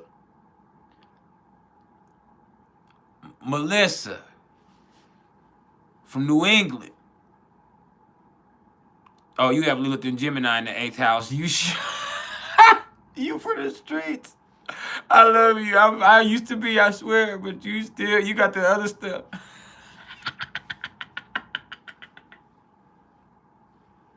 This has been so fun.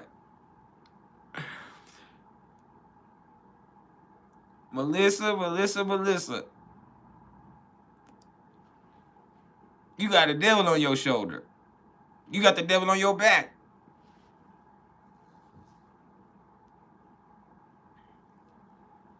You was raised wrong.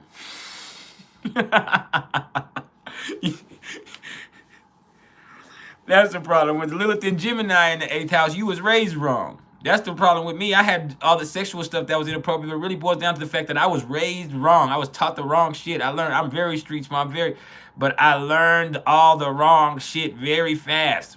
I was very sexual very fast. I learned all the wrong shit very quickly in life.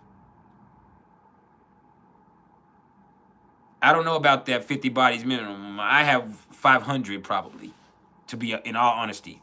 Crazy as it sounds, that's probably the minimum for me. Probably like 500. 500 bodies. Easy. And I've been retired for years. That's the truth. I used to when I was in prison, because I was in that negative mindset, and I was in prison. The last time I was in prison was 2016. I got out in 2016. And so, no, I got out in 2017. No, 2016. Yeah, I got out in 2016.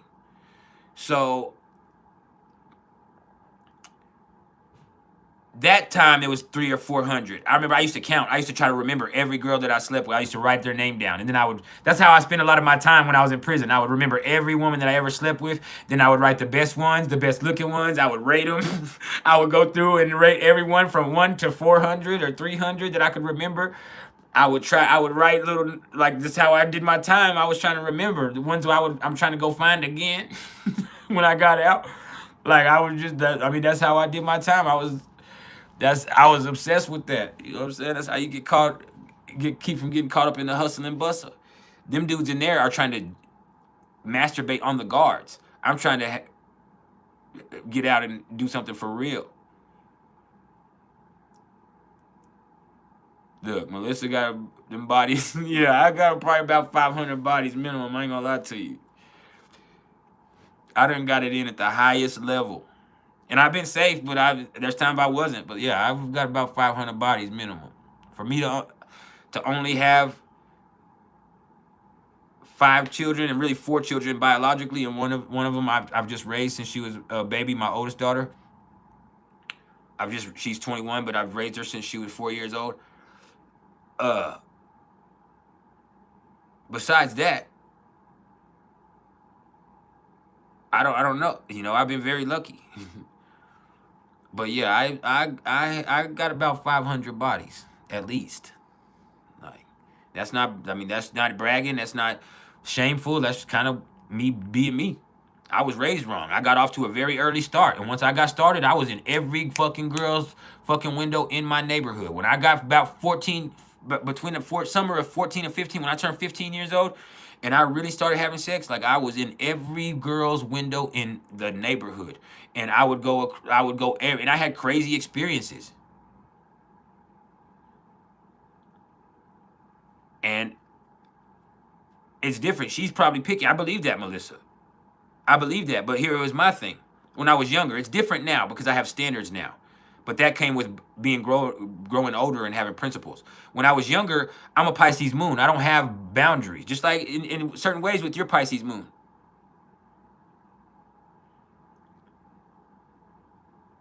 But it was about, with me being in the 5th house, like my moon is in the 5th house in Pisces, right? Or my Venus is in Leo also. So a lot of times people liked me. I slept with a lot of people that just because they were attracted to me, I wasn't even that attracted to them. But they were so attracted to me that I was turned on by that. I could fuck them because they were so attracted to me. Like I'm so, I had such narcissist tendencies that, like, I was so into me, it didn't matter if I was into them. I'm into me, motherfucker. Like, you're into me, I'm into me. So I can fuck you. Because I'm fixing to show you why you're into me. I'm the best. I'm going to make you fucking love me. And so that's a part of it with that Mars and Capricorn. Like, I'm about to put it down on your ass. I'm finna max your ass out like nobody ever did. And then you gonna know why I'm the motherfucking king. Why I'm motherfucking me. Why you chose me. And why nobody will ever hit that thing like I hit it. And that's why there's so many crazy motherfuckers to this day. And so it's just, it's like, that's kind of the mentality I approached with it back then. And it was a matter of principle. Not only was it because that's who I am and my ego was tied to that, but it's also a family thing. That's what my daddy does. That's what my family's known for. Crazy as it is. The people in my family known for laying dick. That's the truth. My daddy's known for laying pipe. He was very sexually inappropriate with me. That's the reason why I was the way I was growing up. My dad was sexually abusive. He didn't assault me, but he did abusive and inappropriate things with me and to me and fostered that type of environment in my household. And so I was introduced to sex from a very early age, and I was a very sexualized young person. And then so that transported out until I learned principles, until I learned boundaries. My Saturn return, crazy as it is. Learning principles, learning boundaries, because before that, I didn't have any. It was about the experience too. I just fuck you because I could just, like, I like doing nasty stuff. I have the Black Moon Lilith in Gemini in the 8th house. I could fuck you because I wanted something from you. I could fuck you because you want to fuck me, or I could fuck you just because I like doing nasty stuff. I'm nasty. Like that was the thing then. Like I'm a like it's funny, like well, I'm a nasty, like I was a freak. I'm a fucking freak. I can get turned on by doing some freaky shit. Like we doing some freaky shit, then oh shit, this shit is turning me on. We being real nasty. Oh shit, this shit is really, really, really, really fucking nasty. Like I can't believe we doing this sneaky, freaky, nasty shit. Like Melissa, you too. Like that's how it kind of goes.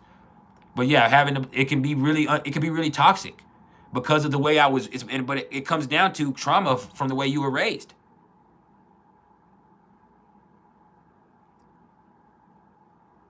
Like there's something about it. Like it comes down to like I can do some real like the fact that I'm doing some really nasty shit turns me on more than me doing it with you or me being loving you or being intimate with you. It has nothing to do with this experience like it should be. That's not what sex is supposed to be. Sex is supposed to be an intimate experience between two people where we are bonding, our souls are merging, and we're making love, and out of that love there could come another human being. So that's why it's making love. We love each other so much that we're willing to risk our bodily fluids mingling and our love coming together and our energy intertwining, so much so that one of us could get sick or one person could get somebody could have a baby. Like that's the truth of it. That's what a true intimate experience, crazy, nasty it is. But when you take that away and you're just doing nasty shit because you're a freak, like there is no fucking intimacy to it. You could be great at sex, but you could not know intimacy, and that's how it was. I was so focused on being nasty and being great at sex that I wasn't having intimacy because my thing was like I'm like, hey, guess what? I'm going to push you to that limit. I'm going to take you there nobody else took you. We going to do things that nobody else did. I'm going to do that. We going to be there. I'm going to make that happen. Before everybody was pissing on everybody, I was making them squirt for real. This was 15 years ago before everybody started pissing on everybody. That shit wasn't cool then. You knew 15, 20 years ago for a lady to be a squirter, like that was very rare. It was very fucking rare. Now everybody pissing on everybody.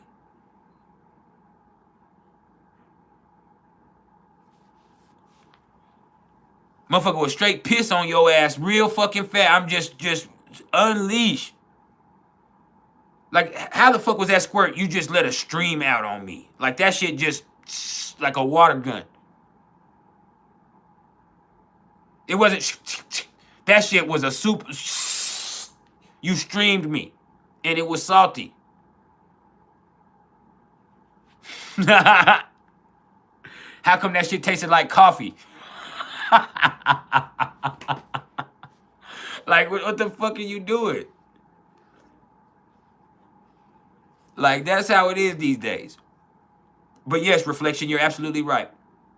As I grew up and I developed principles, I had to learn not everything is worth my sexual energy. See, but that's a part of us having the Black Moon Lilith in Gemini. That's something you have to learn is discretion. Look, Melissa, nasty self. She pissing on him.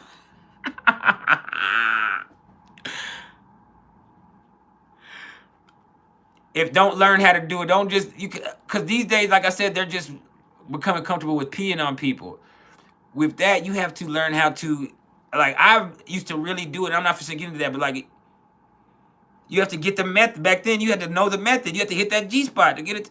You have to do the come hither method. You got to be eating it. And you got to go up in there and touch that ridgy thing that feels like the top of your mouth in there. When you go inside of the vagina, I mean we're grown here, and you put your finger up like that.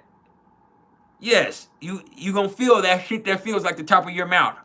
It don't feel like it's ridged, and you gotta hit that come hither motion on them, while stimulating the clitoris at the same time.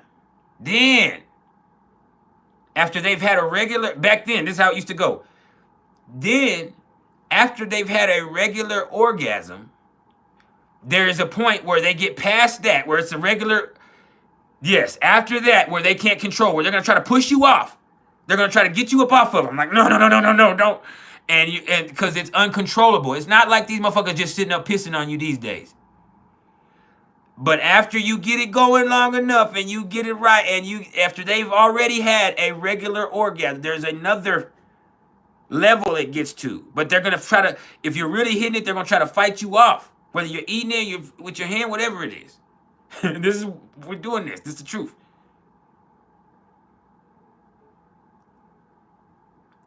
And then if they don't fight you off, it's not like a rave, like, oh no, stop. It's like, oh, they're gonna, it's too, the sensation is too much. Then comes the waterworks for real.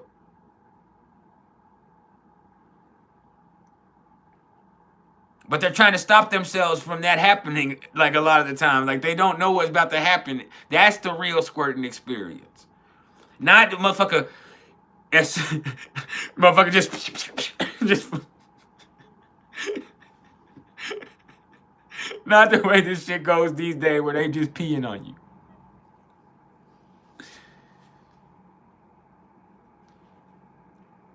But yeah, I was doing that back then.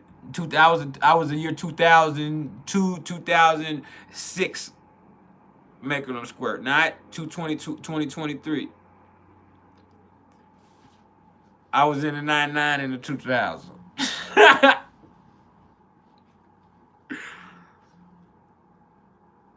When it was real.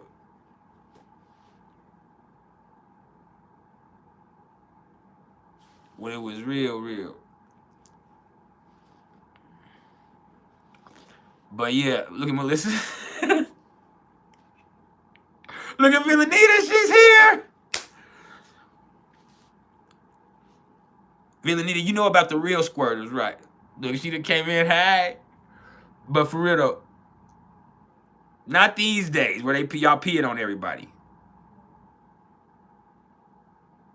I'm talking about that uncontrollable, yes, that uncontrollable, once you get past that initial orgasm, that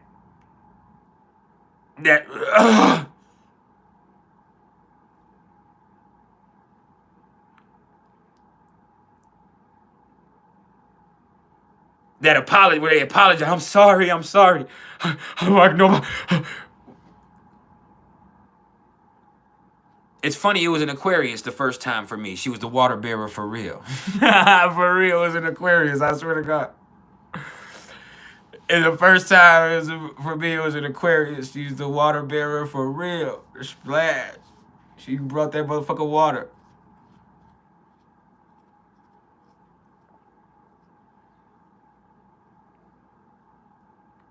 I remember I made her do it. She said it was the first time. I made her do it again every time after that.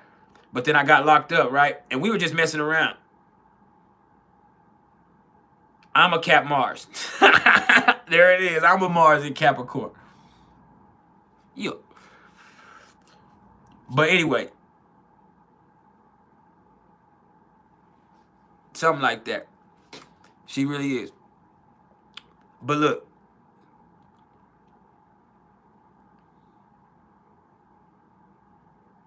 Yeah, because your hand will get tired. But I don't know how many times I've been sitting there lapping at it. She's a Capricorn too, so she got stamina.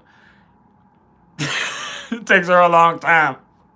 You got to put in real hard work and dedication to get any type of reaction. Like, God, dog, my fucking jaw is hurt. I done had to lay my head down. My neck don't even work right. I'm just, then I can't even move my tongue, so I'm just moving my neck. I even have to use my hand a little bit. Just keep trying to hit that spot.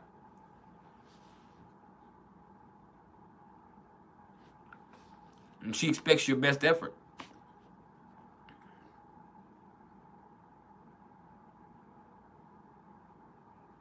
But yeah, it's a matter of principle for me to go the hardest and be the best. That's Mars in Capricorn. And I hate going short. That's the truth. But anyway, back to what we were saying.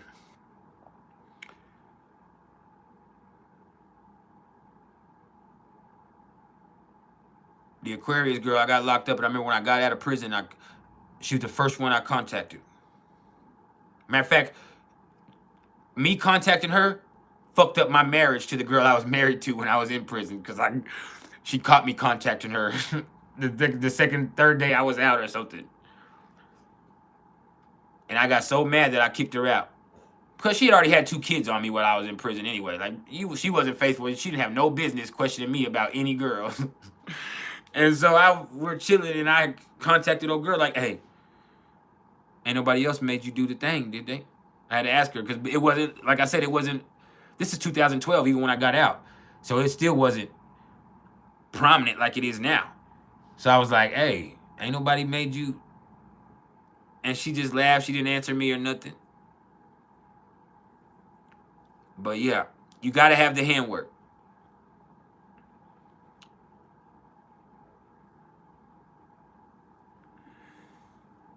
I was not married in 2012. No, I was not.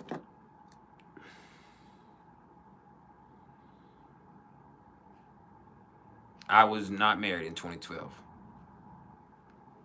I got divorced in 2012. Actually, I was. Now I'm trying to think. I was divorced.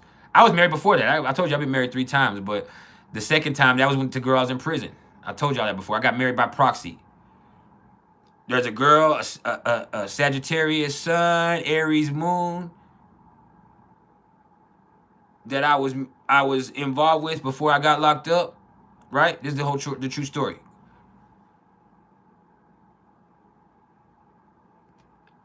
I'm getting there.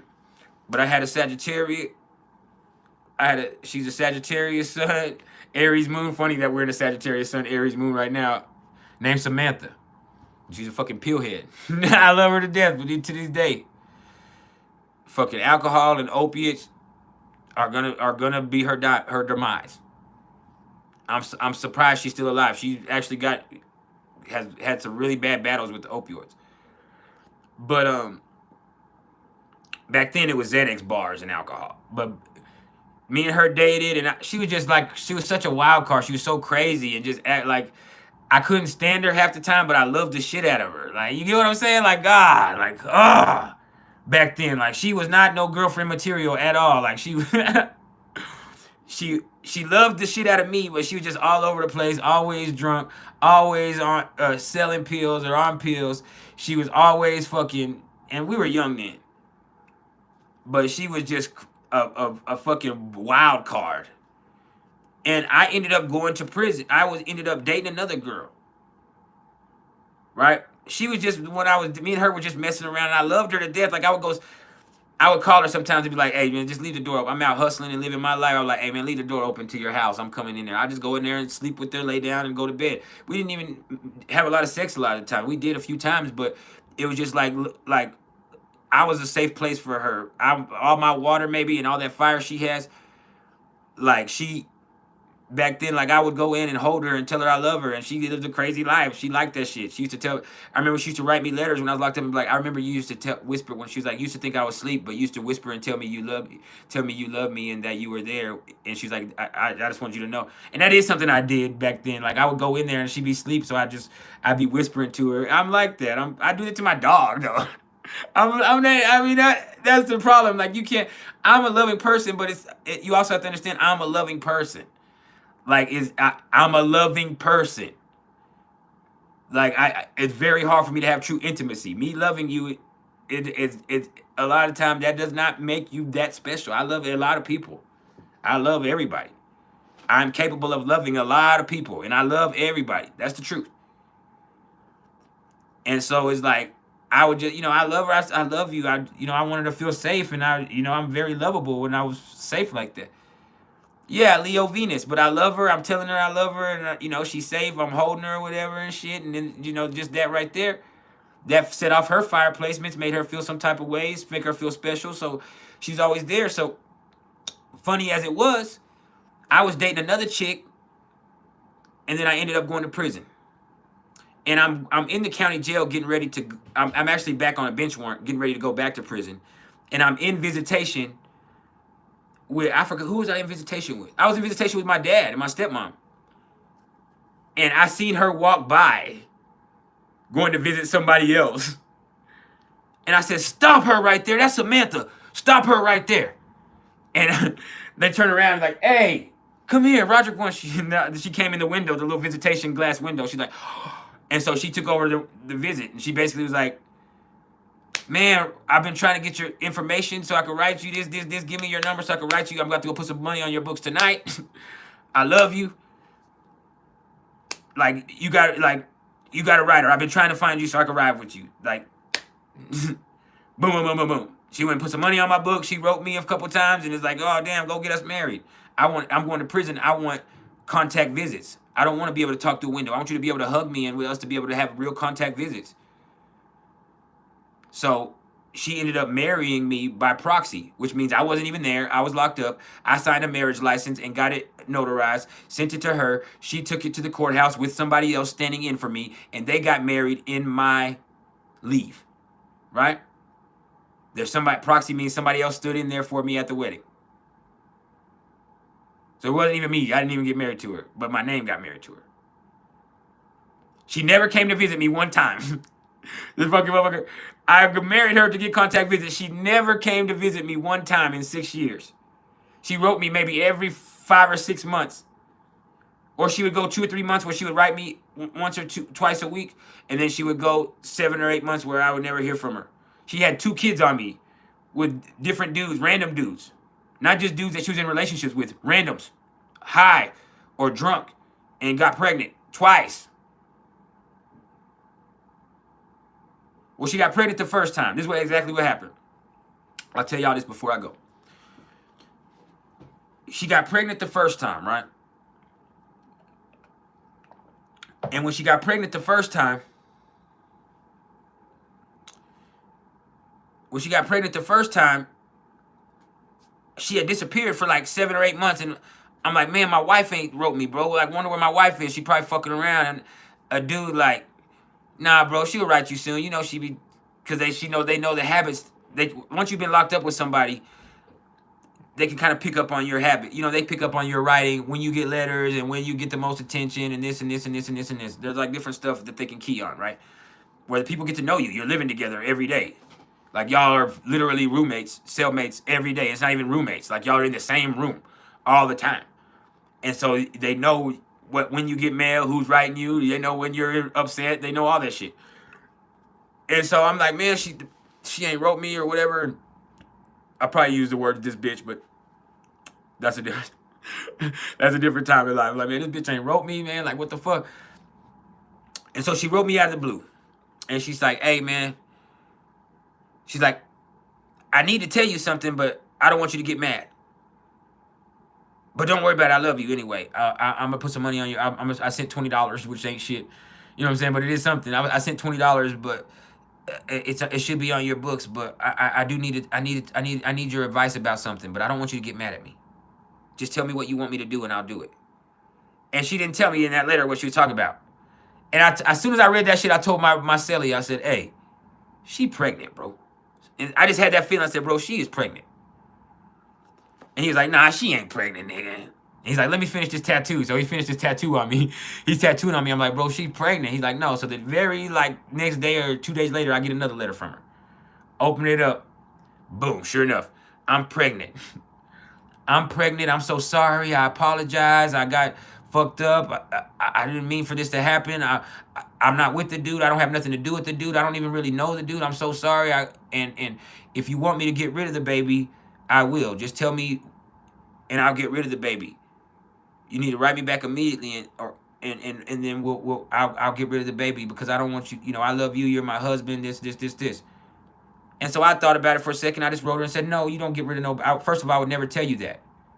So you can hate me forever because I made you get rid of your baby. And first of all, I don't, I'm not saying I don't respect people's decision for their life, but me personally, I'm not with that if it's my child. Now, if you decide that, then I'm going to respect you because that's your body. But beyond that, if it's my choice, I would say no. But that's also, I'm a man. I can't make that choices for a woman. That's what people need to understand about pro-life and pro-choice. Is I might not agree with abortion, but that doesn't mean that I'm against abortion for people that need it or people that choose that for themselves. I don't have the right to choose that because I don't have a uterus. I don't know what it feels like to do with that, or to have something inside of me from abuse, or to have something inside of me, or be worried. Like, I don't know that. I could never experience that. So I have to be respectful of that. So I was just like, no, I wouldn't. No, I don't want you to hurt the. You know what I'm saying? I don't want you to get rid of the baby. If anything, that's my baby. When I come home, which I should be coming home within a year or two, or by this year, it was really 2 years after that. But I was like, well, if I come home next year, when I come home later on this year, like, fuck that. That's my baby. If that dude ain't around, then that's my baby. I love you. You're my wife. You know, what other choice do I have? I'm in there. Or if I have that or not have a woman at all, right? I have to accept it or not have no woman or no money on my books or nobody to care. My parents don't write me. My sisters don't write me. Nobody else writes me but women. And so it's like, man, either give up my wife or accept it. And you're such a forgiving space. You're in prison. You have no choice. You're like, okay, I understand. That's my, I love you. That's my baby then. We'll do whatever we need to do. And so she's like, all right. And so everything I get sent to a pre-release. I get ready to get out, and she starts writing me every week. She tells me I got us a house. I went and got us a house. I got off the pill. I haven't been drinking. I had that bed. Everything's good, babe. Like, I got us a home. Here's your address for parole. Give this to parole so you can come home. And we'll talk. And we talked up until 2 months before I was gonna get out, and then she just disappeared. I put her address in parole. The parole officer comes back. That address doesn't work. I have to put in another address. So I ended up having to give my parents' address. I give my parents' address, my stepmom and my dad's address anyway. And I end up getting out. I get out. She never wrote me that for the last 2.5 months I got out. And I'm like, where the fuck is... So I get out. They having this big barbecue for me. It's my first day out. Everybody's at the barbecue, but I'm like, where is my fucking wife? And so I tell my stepmom was like, Roderick, I knew right off the rip that there was something going on where she didn't want to tell me what was going on. I'm like, hey man, where is Samantha at? And she's like, now, because I know they're cool, because they do opioids together. She's like, now Roderick, I don't want to get in between y'all. She's afraid that you might be mad at her. And I'm like, why would I be mad at her? I'm like, man, give me her number. She's my wife. I'm about to call her. And so she gave me her number. I called her. Boom, I called her. As soon as I get on the phone, I was like, hey, babe, I'm out. Where are you at? I don't care if you got something, like, I don't care. She's like, she's like, Roderick, you don't want to see me. And I was like, why? I was like, what the fuck you mean? She's like, I'm pregnant again, Roderick. And I'm like, what? She's like, yeah, I'm pregnant again. And I said, I was on pre-release. I was getting out. And you got pregnant again?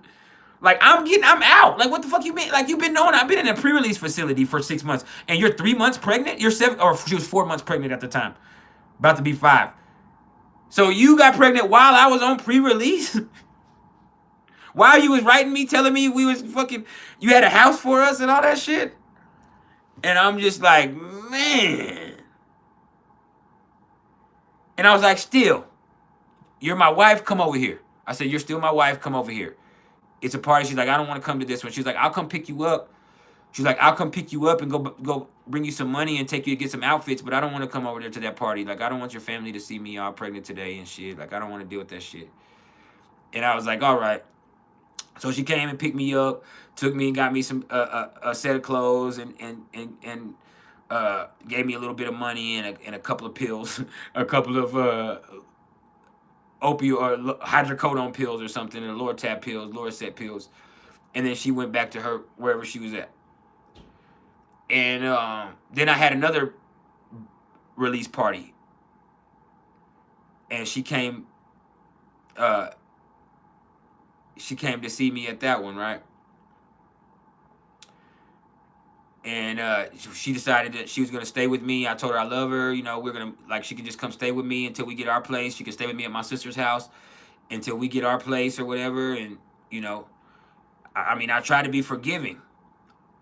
But on that second or third day she was there, I have been texting other females. I mean, I'm a dude fresh out of prison, and that doesn't make excuses for being trifling, but that's the truth.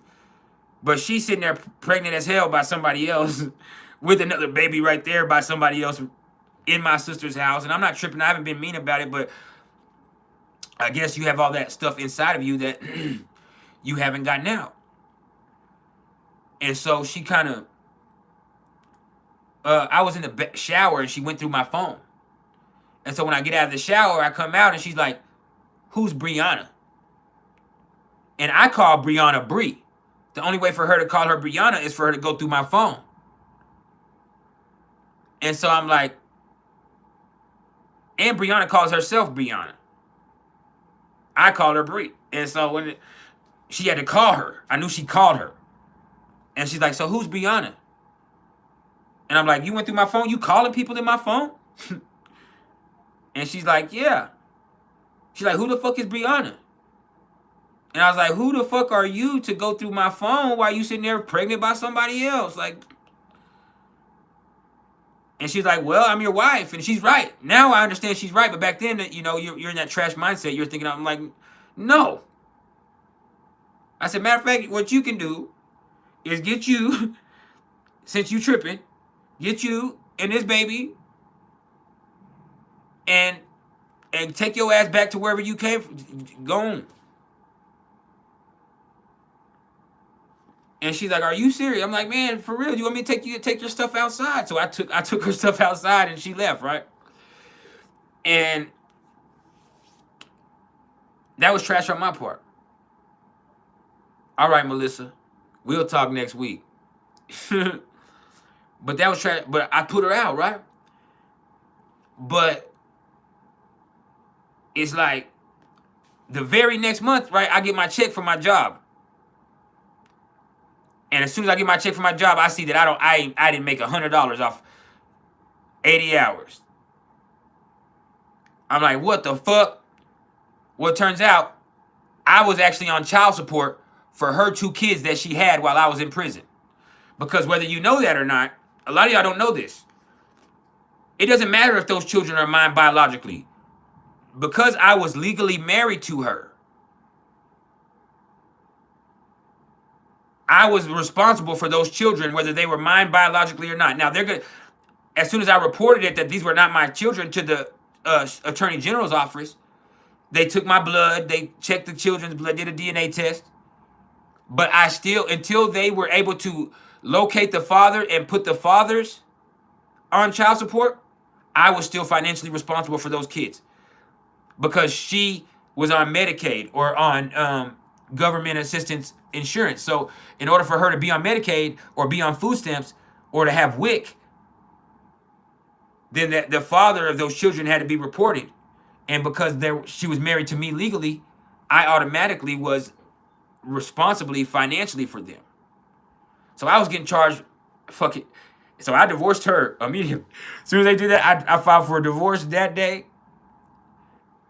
And then I had the paternity test.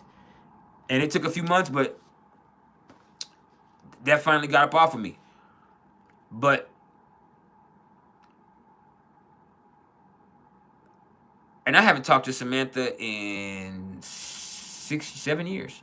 Since 2017, 2018. 2018 she tried to speak to me a few times. But that was 2012. But she... And I mean, I know she went through some crazy struggles. But she was an experience. That Sagittarius Aries, she was definitely an experience. Before that was an Aries Sun Scorpio Moon. That my oldest daughter, or my daughter, I was married to. You know, I was married to her. We have a daughter together. My 16-year-old daughter, my Capricorn Sun daughter, Libra Moon daughter, which is my daughter biologically.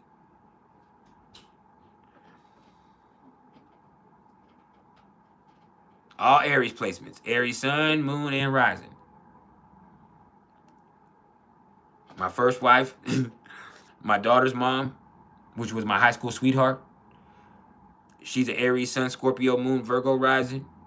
I don't know Samantha's Rising, but Samantha is a Sagittarius Sun, Aries Moon. And then my wife now that I have my boys with, she is a Aries Rising, Capricorn Sun, Libra Moon. But yeah, them Samanthas are a motherfucker, man. If you ain't never had a Samantha, I don't suggest you try.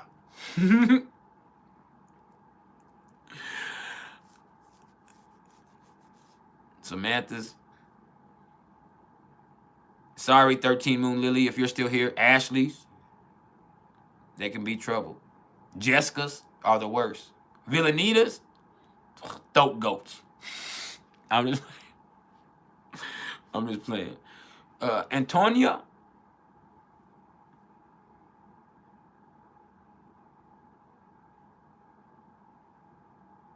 But yeah, we went through the whole spectrum. It's funny that I talked about Samantha. It's a Sagittarius, Sun, Aries, Moon. Oh, Sam.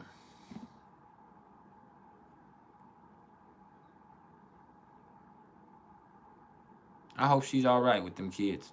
She might have some more kids. She actually ended up marrying my cousin. To be honest, I forgot about that. She married my cousin after that.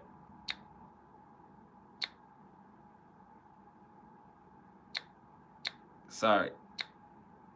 This shit is annoying. Hold on.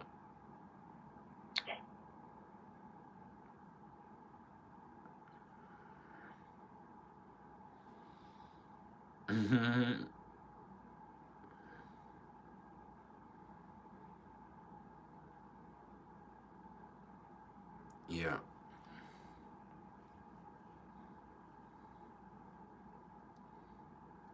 It's not that fun. It's drunk. It wasn't that fun for her. It was drunk and pill popping and crazy. I told you she slapped my best friend Matt one time, slapped the shit out of him. I don't know how many times she drove her out of bars. I don't know how many times I'll be like, man, you not acting ladylike. Like, stop acting like that. Like, I'm a Libra rising, Cancer, Sun, Pisces. Being like, why are you falling down drunk? Like, why did you just spit in that motherfucking ambulance lady's face like that? Like, what are you doing? Like, why are you getting put out of the club again? Like, we are adults. Why are they... Like, as soon as I see her, I used to hate that shit. Like, she used to do that shit all the time on purpose. Like, we would, because of the way she acted, and I know it sounds crazy that couples are supposed to go. We had an understanding. If she was going out to the club one night, then I'm not going.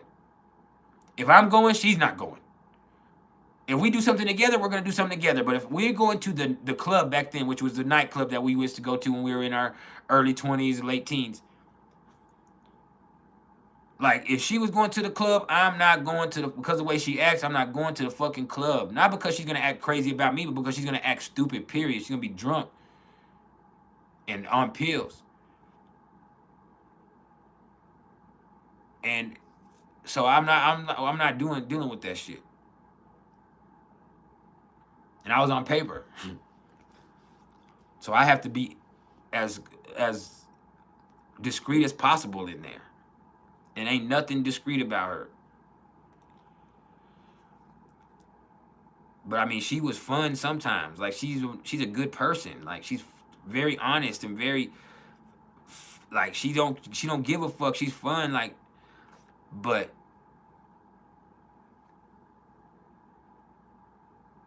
yeah, like,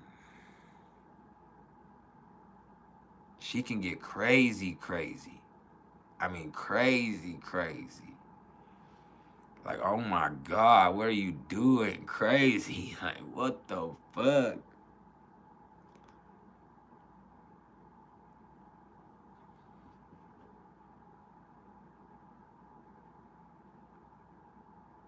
She's not really loud and arrogant, but she's like, I mean, she's fun. She's a party animal. Like, that's the problem. Like, you want to watch, like, she's a party animal. And, like, even as a wife, like, she's good. Because that Aries placement is a lot, in Aries and Aquarius are that way. Like, Melissa, if you go into a club, you go into a swingers club. But, nah, but, like, she just, I mean, she's too fun. Like, that shit can get immature. Like, that shit, like, everything. Like, she's older now, so I don't know how she is. But back then, it's just like, come on, bro. Like, you don't have to get this drunk every time. Like, you don't have to do that. Like, are you on fucking Xanax bars again? Why are you tearing at my fucking pants asking me to suck my dick in front of everybody in the house? Like, that's how she be like on that fucking pills or drunk, like on that Aries Sagittarius shit. Like, she don't give a fuck. Like, hey, real aggressive. Like, hey, I'm trying to fuck. Everybody needs to go. Like, all of a sudden, like, or just come over there. Yeah, just behave crazy. Like, man, just pulling on you like in front of people. Like I'm not like that. I'm cool and I'm like I like, but I'm not with all that fucking crazy shit. Like she used to be wild, like not realizing everything she did. Like, do you realize I was dragging you around here while you were holding onto my leg like this last night? Like she don't even realize that shit. Like you were holding onto my leg like this, and I'm dragging you like stop, behave, and I'm walking through a party of people like, man, come on, Samantha. But like I said, we weren't even dating with it before I got to. We never really dated even. We were talking. We were fucking around. I would see her. She would see me. We mess with each other, but we weren't in a relationship. So we had to understand it. She's a great friend. She's a great party person. But when I got married to her, I was locked up already. When I really was with her, I was locked up. And when I got out, I wasn't. I only was around her for real for 3 days. We never lived in the same house. We never were in a true relationship ever. We were married, but we never even were in a real relationship.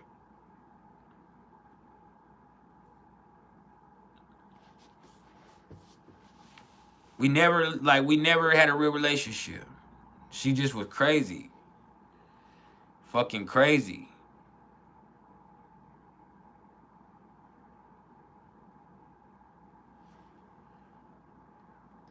She has Jupiter in Aries too. She's a Sagittarius sun, Aries moon, Mercury in Scorpio, Venus in Sagittarius, Mars in Scorpio. She has Jupiter in Aries. So, and it's retrograde, so she don't give a fuck. She don't give a fuck. She has Saturn, Uranus, both in Sagittarius, conjunct to each other. So she don't give a fuck.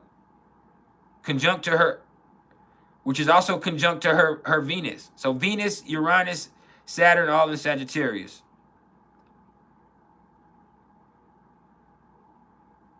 Yeah. I don't know her rising. I don't know her time of birth. But she for real wild. Super wild card.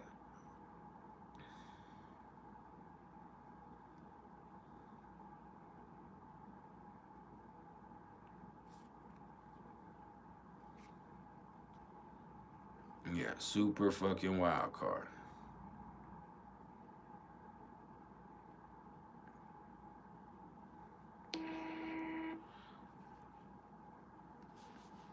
My ex-wife, my daughter's mom, she's not like that. She's a Aries, Virgo rising, Aries sun, Scorpio moon. She has an Aries sun to where like she'll fight and she has a certain way about her where she, you know, she was an athlete and stuff like that, and she's like, but that Scorpio moon shows up. Once you know her for real, that Scorpio moon is what you see, how secretive she is, and how like that Scorpio moon, like, ugh, like once you get to know her, it's different. It's different. With all Scorpio moons, it's like that though. It's like even as an Aries sun, like you see what you get, but there's also once you get it, it's like, oh shit, I got it. And she's not crazy, it's just like there's stuff. Just stuff, unresolved stuff. She's a hard person to deal with because she don't even know how to deal with herself with that Scorpio moon, like, and with that Virgo rising. Like she's cool people, but and once you're like friendly with her, you're friendly with her. But once you get intimately involved with her, it's very hard to deal with it. It's very like she's like there's a lot.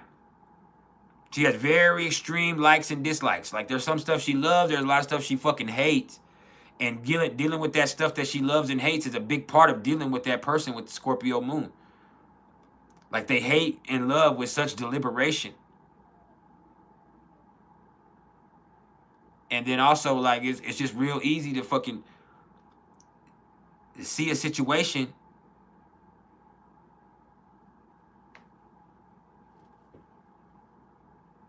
get turned the way it is. But she like I said, you knowing her,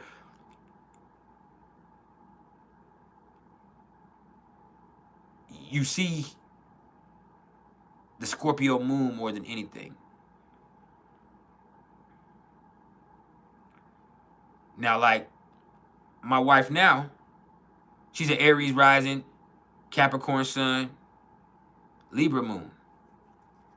You never see the Libra moon. The only way I know because she don't like doing a lot of stuff by herself. And she's not very emotional at all. Like, at all.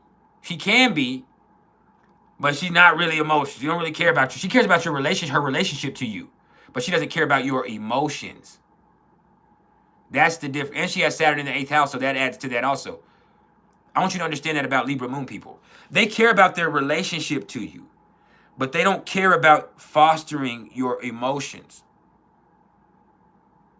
They don't give a fuck how you feel. They care about you as a or y'all's relationship to each other, but they don't care how you feel.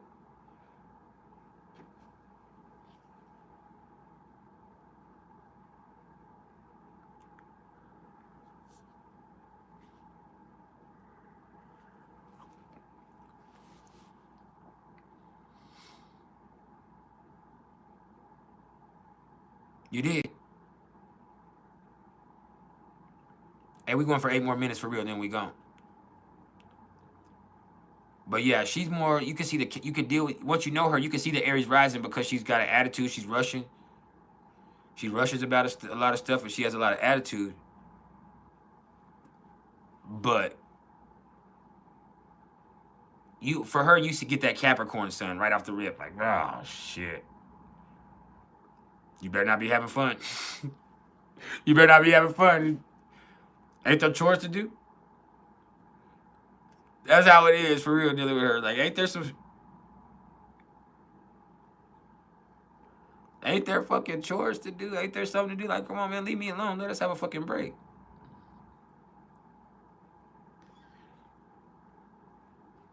You be having fun, and here come a Capricorn, for real. Like, shit. Trying to remind you that y'all got bills, to turn lights off.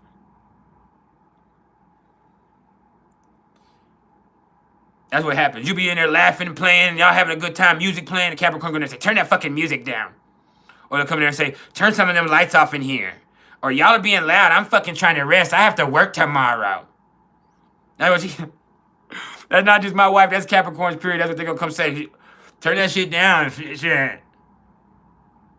I have to work tomorrow.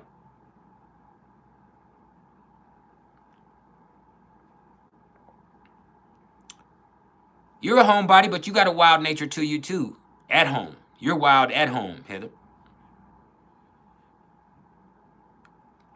But yeah, that's what Capricorn's gonna do. Are y'all fucking having fun? I know y'all ain't fucking having fun. I gotta work tomorrow. That's Capricorn. I know y'all ain't fucking having fun. The fucking electric bill ain't paid. Somebody has to cook dinner. The brakes are out on the car. That's how they gonna hit you, the Capricorns, real quick. You be having fun and they say, the fucking world could end tomorrow. Did you hear him say that shit? Like, why are you saying that?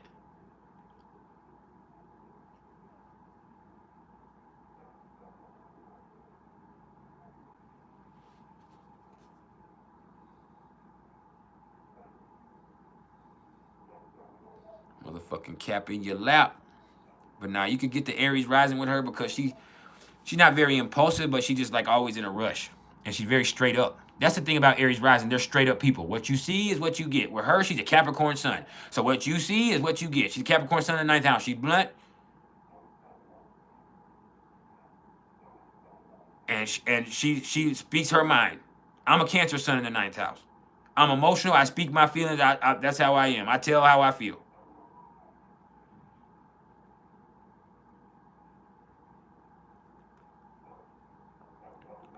It's different.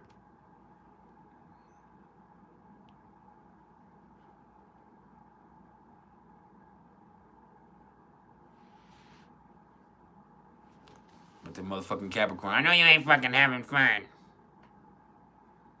I know you ain't in there having fun and this pussy ain't been ate. No, this that would be sexy though, right? I know you ain't in there having fun and you ain't ate this pussy today.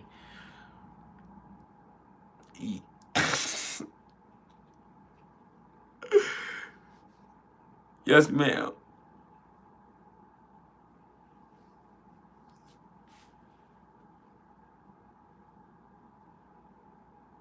It's 10 o'clock. Your tongue ain't tired. And sex is important to Capricorns. Alcohol, and my wife hasn't drank in years. She hasn't drank in 4 years. But alcohol and sex is important for Capricorns for real. I be playing a lot, but people be trying to say that the puke and recover comes from Sagittarius. No, puke and recover is something that Sagittarius learned from Capricorn. Capricorn been doing that since back in the day. Once a Capricorn, they might not be alcoholics that drink every day, but once a Capricorn starts drinking, they're going to drink until it's all gone or until the police come. That's the truth. Capricorns aren't the alcoholics that drink every day. That's Gemini, Sagittarius, that's them, Virgos, Pisces. They drink every day. As in Capricorn sons, when they start drinking, they not stopping. No, they can't handle it. No, they can't, because they loosen up and all that shit that they've been holding in comes out. That's what happens with Capricorns. That's why they want to drink. That's why Capricorns have a problem with alcohol. Capricorn moons and suns both have alcohol issues. They can work, but that alcohol gets in them. It makes them feel loose. It's the only thing that makes them be able to be themselves. So when they start drinking, they get to say the stuff that's been on their mind that they keep under control, and they can act the way that they try to not act all the time.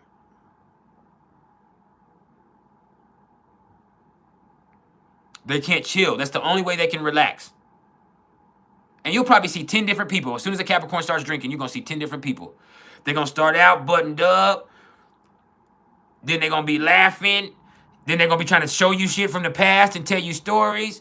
Then they're going to be trying to be playful. Then they're going to be trying to be sexy. Then they're going to be real mad.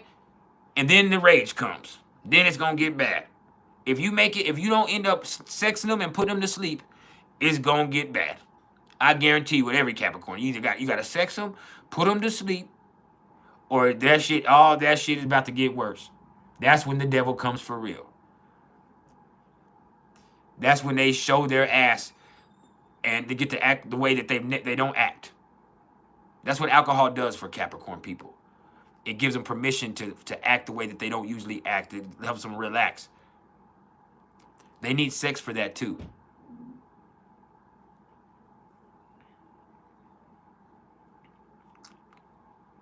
So we're finna go. I love y'all. I appreciate your love and support. We will be back at the beginning of next week. Y'all enjoy the next few days. I love you, Villanita. I love all of y'all. Y'all enjoy the next few days. For those people in America, if you do celebrate this holiday, whatever you want to call it, Turkey Day, Thanksgiving, if you don't want to call it Thanksgiving because you respect the Native American people, you just want to call it a traditional holiday for you and your family to eat a big meal, that's fine. But y'all enjoy yourselves. Indulge, gorge. I love you. We will be back soon. I'm so thankful for y'all in my life. Any of y'all that are interested in any astrological readings whatsoever, don't get at me in the comments. Get at me in my email, which is mr.turner1300@gmail.com or mr.turner1300@gmail.com. All right. And I have lots of slots open. I've cleared my calendar again. So get at me. I love you. I appreciate you. Melissa, I will get at you next week. Don't get in trouble sneaking and freaking. Heather Nielsen, we know you wild. You try to say, I like to be at home. When shit gets wild, I go home. Yeah, because you be wild at home. You wild in a motherfucker in the comfort from your home by your motherfucking self. Don't think I don't know. You got a wild side. You an undercover freak too. Or on top of the covers or in the stable or wherever you want to do it. Now,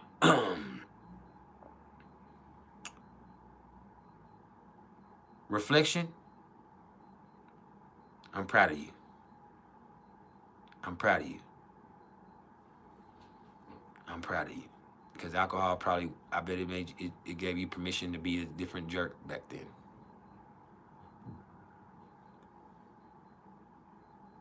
We'll talk soon.